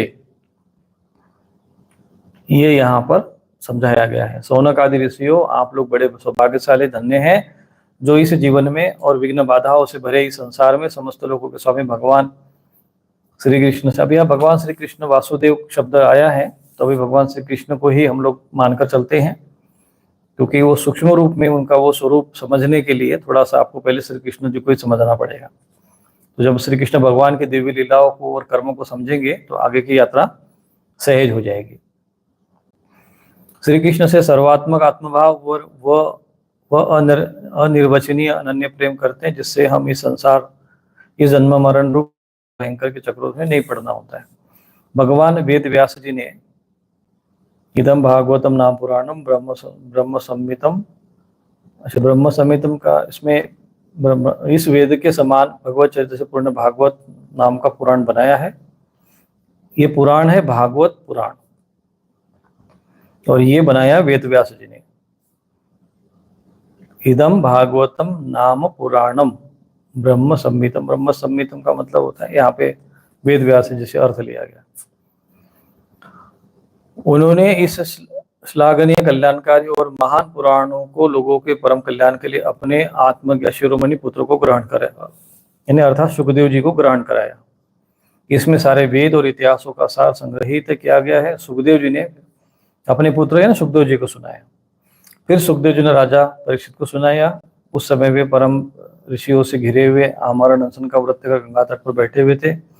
भगवान श्री कृष्ण जब धर्म ज्ञान आदि के साथ अपने परम धाम को पधार गए, तब कलयुग में जो लोग अज्ञान रूपी अंधकार से अंधे हो रहे हैं, उनके लिए पुराण रूपी सूर्य उस समय प्रकट हुआ है। तो कलयुग के लिए एक प्रकार से ये सूर्य के समान है, जो उनके जीवन के जो अज्ञान के अंधकार को नष्ट कर सकता है। सौनक आदि ऋषियों, जब महातेजस्वी सुखदेव जी महाराज वहाँ इस पुराण की कथा कह रहे थे, तब मैं भी वहां पर बैठा हुआ था। तो सूत जी भी वहां पर बैठे हुए थे जब सुखदेव जी महाराज कथा सुना रहे थे। तो यहाँ पर ये कह सकते हैं कि ये जो भागवत महापुराण की रचना हुई व्यास जी ने की, उन्होंने सुखदेव जी को सुनाया और इनको सूत जी को भी सुनाया।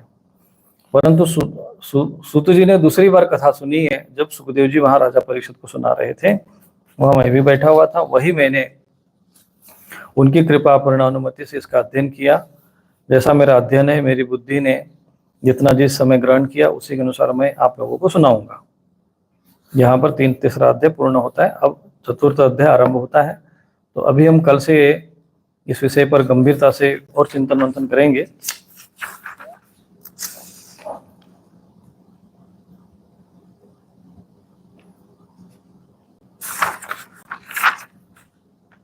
महर्षि व्यास जी का असंतोष।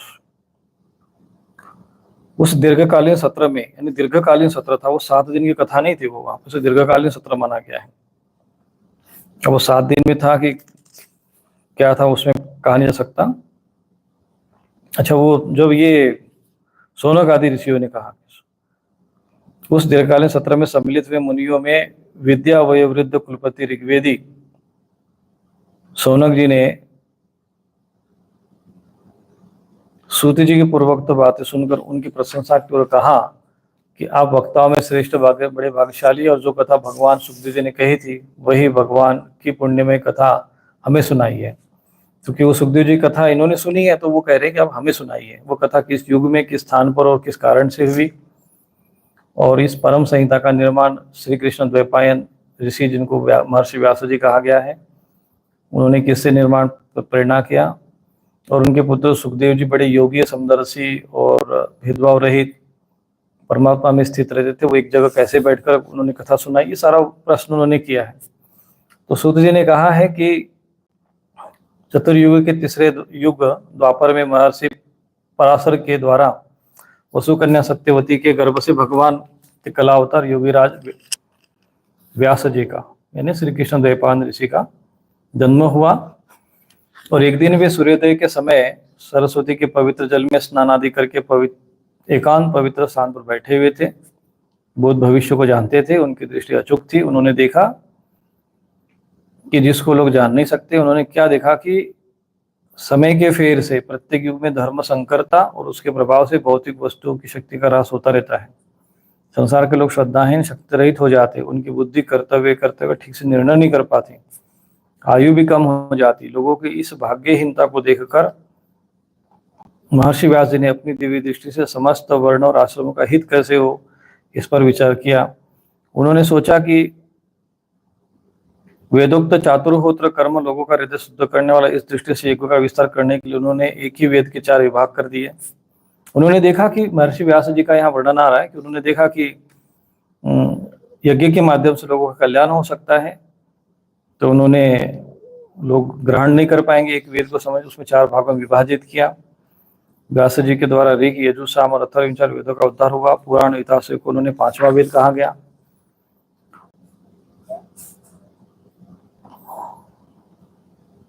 और ऋग्वेद के पैल, सामगान के विद्वान जैमिनी, यजुर्वेद के स्नातक वैशंपायन हुए। वैशंपायन ऋषि का वर्णन आता है जो इन्होंने महाभारत सुनाया था। अथर्ववेद में सुमंतु ऋषि हुए। और इतिहास पुराण के स्नातक मेरे पिता रोमहर्षण थे। तो ये इतिहास पुराण के जो स्नातक हुए, ये अलग अलग वेदों के साथ साथ कहते हैं कि रोमहर्षण ऋषि ने इतिहास पुराण के स्नातक हुए थे, वो महर्षि व्यास जी के इन्होंने अध्ययन किया था। इन पूर्वोक्त ऋषियों ने अपनी अपनी शाखाओं को और उनके विभागों को विभाजित किया। इस प्रकार शिष्य प्रशिष्य, उनके शिष्य द्वारा वेदों की बहुत सी शाखाएं बन गई। यहाँ से आता है ऋग्वेद, ऋग्वेद की भी कई शाखा हो गई और फिर कई उसमें भाष्य टीकाएं बनती गई। ये यहाँ से वेद व्यास जी के माध्यम से उन्होंने ज्ञान अभी जो आज उपलब्ध है वो यहाँ पर जो वर्णन आया हुआ है।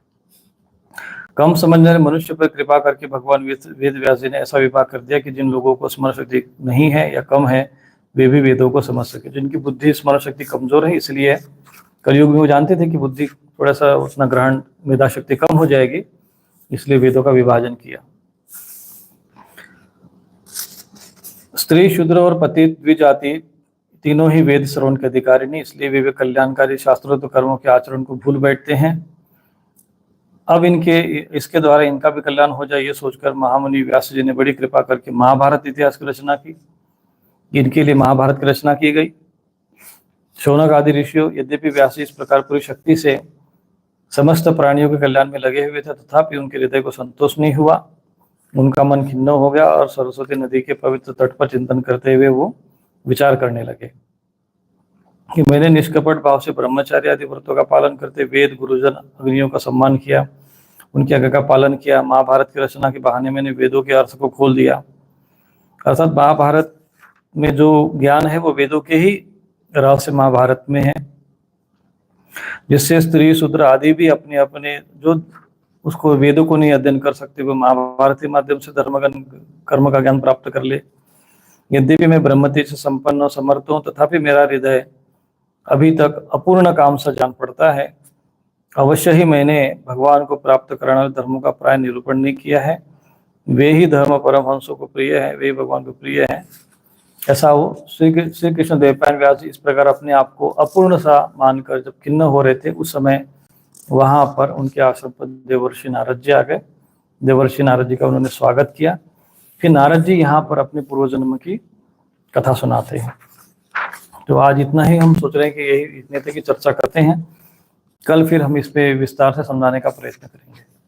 तो श्रीमद् भागवत महापुराण के इस रहस्य को समझने के लिए हमें इसके जो कह सकते हैं भूमिका में तो कुछ लोग महात्म्य सुनाते हैं, लेकिन उस महात्म्य का चूंकि स्कंद पुराण से संबंध है, आपको सबको पता है, धुंधकारी की कथा है वो, तो वो उतना महत्वपूर्ण नहीं। भागवत को, भगवान की लीलाओं को जब तक आप तत्व से नहीं समझेंगे तब तक आप उसके जो मूल रहस्य को समझना थोड़ा कठिन हो जाएगा, और वही मैं समझाने का आपको प्रयत्न करूंगा। तो आज इतना ही, कल पुनः इस पे चर्चा करेंगे। प्रातःकाल उस समय आज थोड़ा सा थोड़ी यह व्यवस्था में कुछ न कुछ तो जानते, धार्मिक कार्य है और शुभ कार्य है, इसमें तो विघ्न अनेक प्रकार के आते रहते हैं। तो उसी विघ्नों के कारण थोड़ा सा प्रातःकाल कोई समस्या रही, नेटवर्क आदि की समस्या रही, तो सभी लोगों को लाइव दर्शन नहीं करा पाए। अभी आप लोग ये सुन लिए हैं, तो कल से फिर से इसी समय पर हम विस्तार पूर्वक आपको 7 दिन में पूर्ण भागवत सुनाने का प्रयत्न करेंगे। तो आज इतना ही। नारायण नारायण।